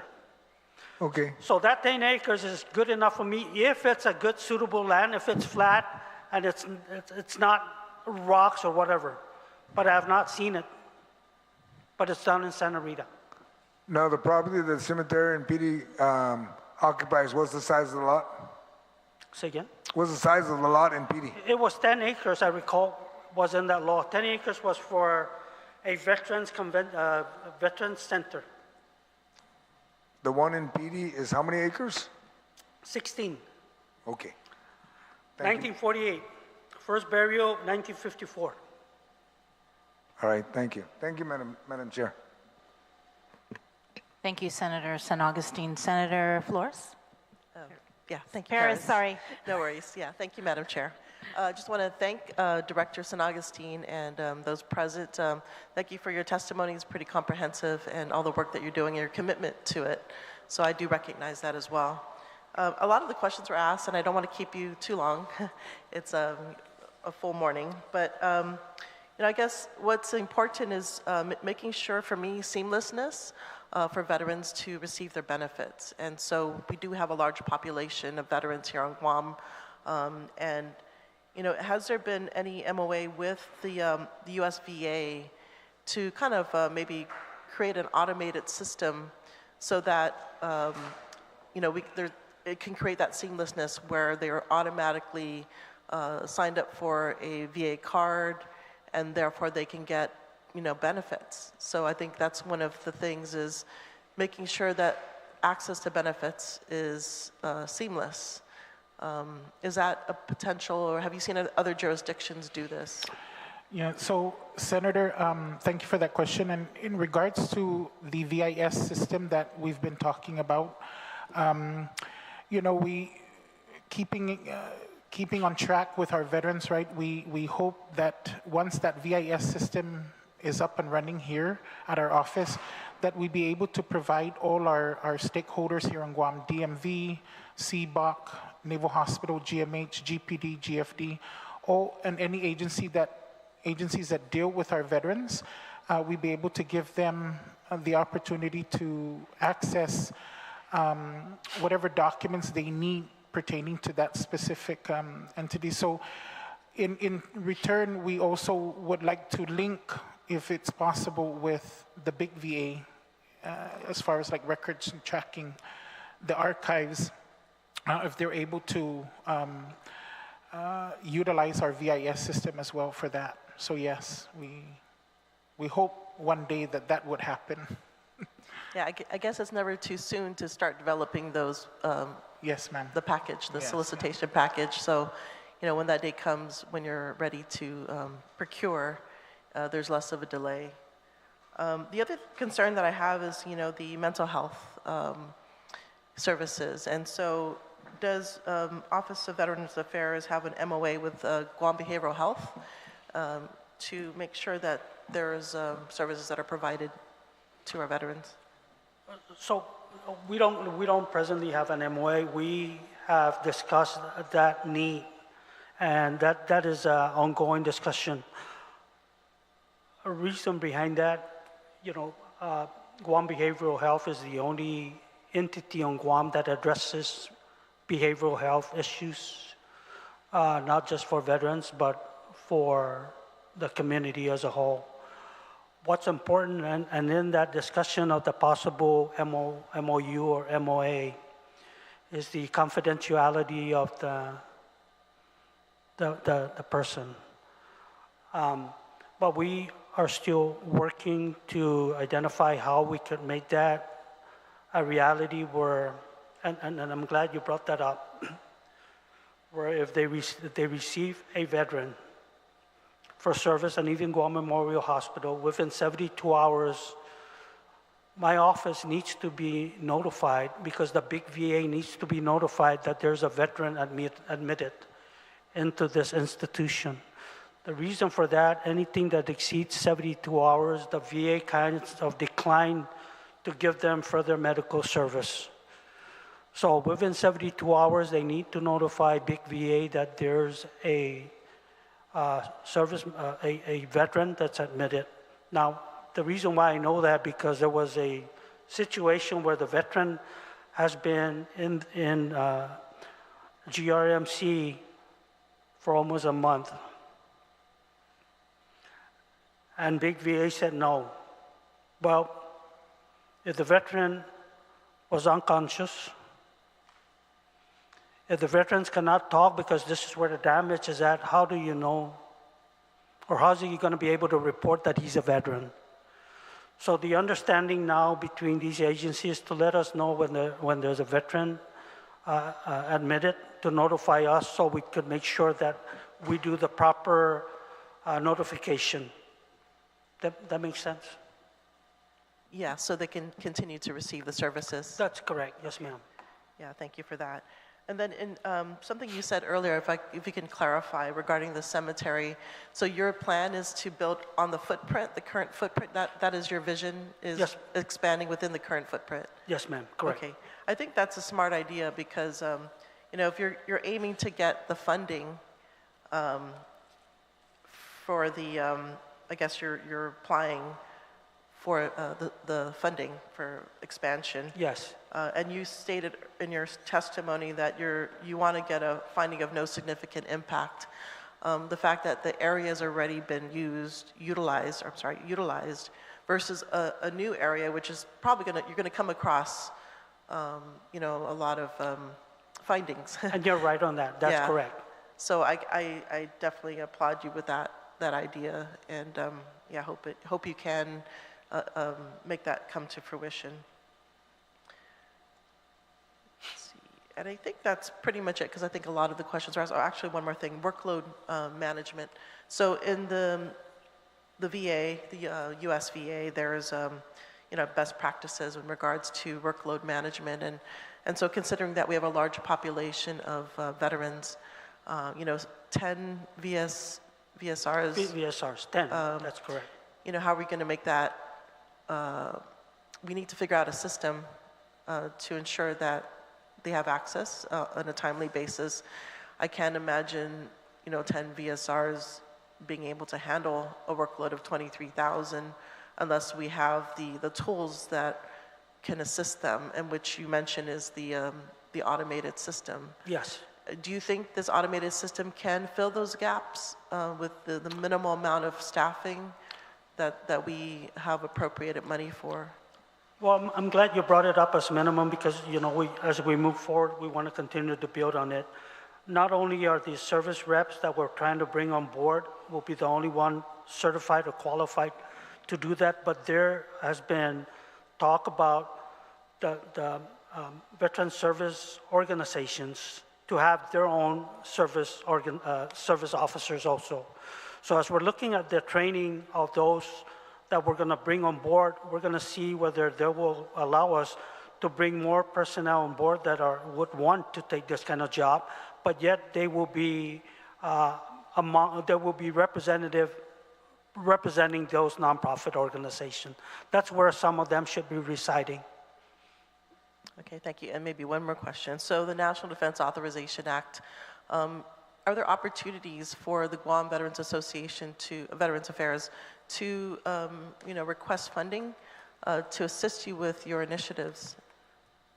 So the National Defense Authorization Act is, it's an opportunity for funding to help veterans, I believe. So has there been any talks with the congressman? No, I haven't. Part of my fault in this, Senator, is just this March, I was supposed to be in DC for a three-day conference. But with everything happening in the air, and I was convinced that it was too cold, I decided not to go. We will be meeting in Wyoming in August. So whatever was discussed and I might have missed in this conference. And by the way, they will send me emails and updates of opportunities or things that might be available. So in these conferences is where a lot of these discussions come about. And that's where we get to be informed what's available and how to go about to apply for it. Well, thank you so much for your responses. I know it's getting late in the afternoon already. We reached the afternoon.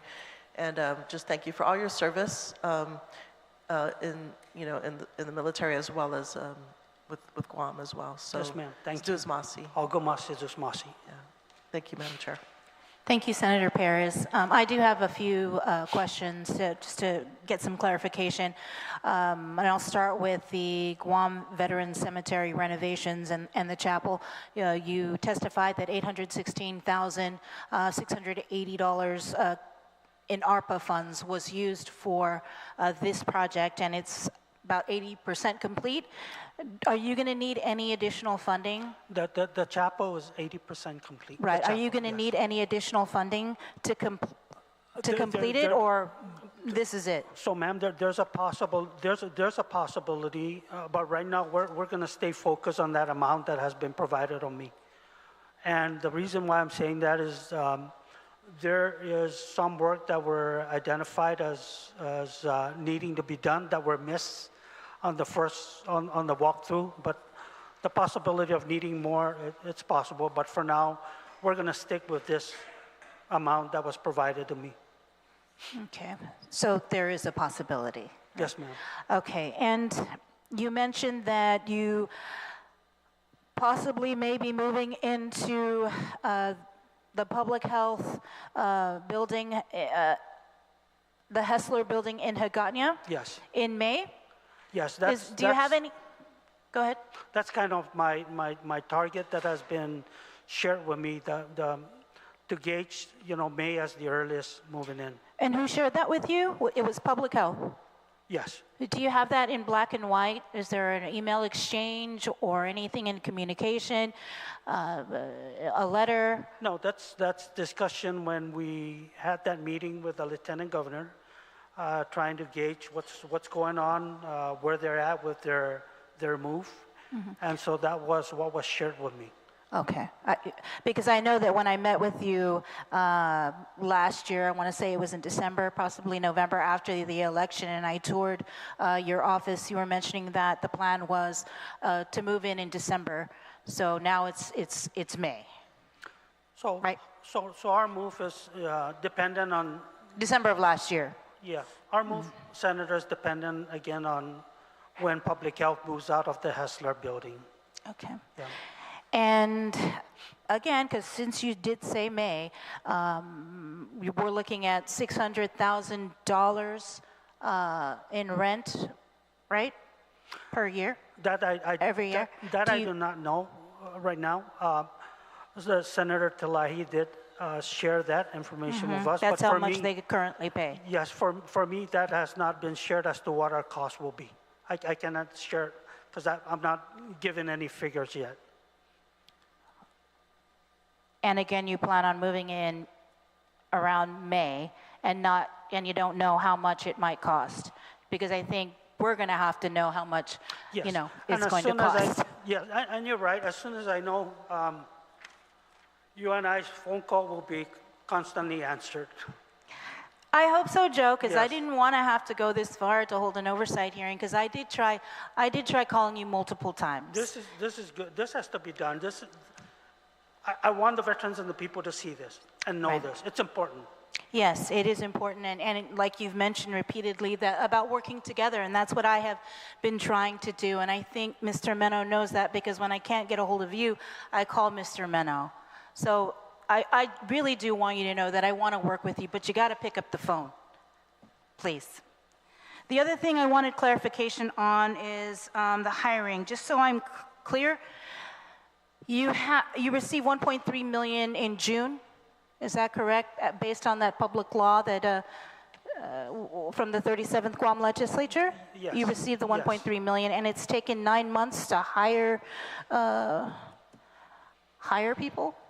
Again, like I shared with the body here, it's to allow me that it's all about timing to be able to determine when public health will be moving out of Hester before I determine to bring in more employees, because the Asan office, as you could see, is very small. And so if I was going to have them on board like today, they will be working in a very I remember hearing that earlier. But how long does it take to train these people to get them actually into the office? So, because I'm also one of the accredited Veteran Service representatives, it took me about 3 weeks to do the online course. They're online training modules that you have to undergo with the VA. After all the modules are done, you have to take an exit test. And after the tests are done, then I forwarded my certificate of completion to the state director, to which in turn he was able to approve for my accreditation. So it took about a month and a half for everything to be completed and for me to get my accreditation. After the state director approves, then it goes to Big VA for their vetting, and then that took another month or so before the VA sent me my official accreditation number. And so the process for the ones that are being brought on board,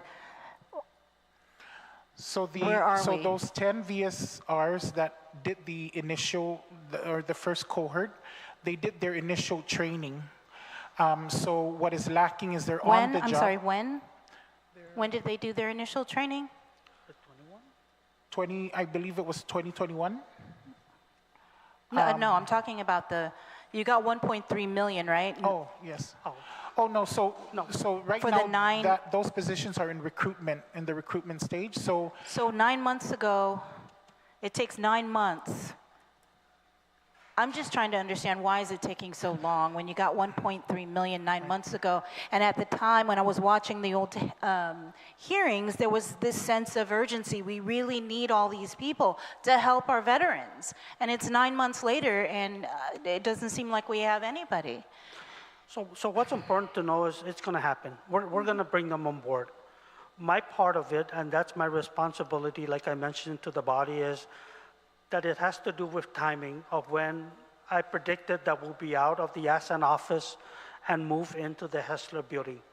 Because if I was going to bring them on board now, there's no place to put them. But as some of the senator, indicated, to be more place them out in areas that might be open spaces that might be available. So that's well taken. So it also takes 9 months to get a transport vehicle, right? Is that what I'm...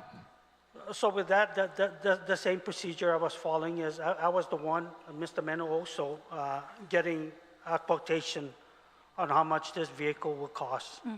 So again, I based it on the timing because the 4 people, which is a driver and 3 CSRs, would be the same number, additional number that will have to fit into the office. That is too small. Okay. When I went and visited your Asan office, there were just boxes everywhere, right, with records in them. Do you do anything at all to digitize those documents, or are they just stored in boxes?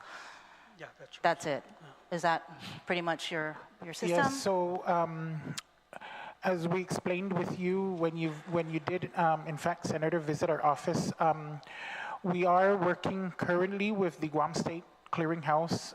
Ms. Stephanie Flores has committed 1 or 2 of her staff to assist with the digitization. When you did your visit, we did tell you that they started the digitizing the records. Unfortunately, because of there was only 1 or 2 under RMO. So now we would have 2 committed people to do strictly digitizing the records. And we've already come up with a plan, and they're going to be done in three phases. Phase 1 would be the closed files, and those files are veteran and spouse or dependent that are both deceased. That would be the most easiest files to start digitizing. After phase 1 is completed, phase 2 would be the XC files. Those are the files that are still active with either the veteran or spouse or dependent. They're still alive. And then the last phase would be the active files, because that one is the most files that we have in records at GVAO. So these records, we hope that phase 1 and 2 would be done in a matter of 3 months, according to these 2 staff that we're going to be working closely with Guam State Clearinghouse. Okay. And just so I'm clear, 580,000, right? This is what you guys are going to need to update your systems there? Yes, that's correct. Previously, also when I went down and visited with you, you mentioned, or maybe it was Lillian Kosaka, who mentioned that you guys were working with the state of Utah. Is that still on the table? Are you guys still working with the state of Utah? Well, because I heard that from the former executive director, Tim Uggan, years ago actually, when he mentioned that they were working with the state of Utah. So I do have the MOU that was signed by the director, yeah. Right? Now that I'm on board, I will like to communicate with the state of Utah to see the possibility of reviving that. The only concern I have is how much access would be provided to us, which I need to learn, right? What are the limitations? Because it's their system and we're kind of like writing off their system. So it's been recommended by OTEC that I reach out to the state of Utah and see if that possibility still exists.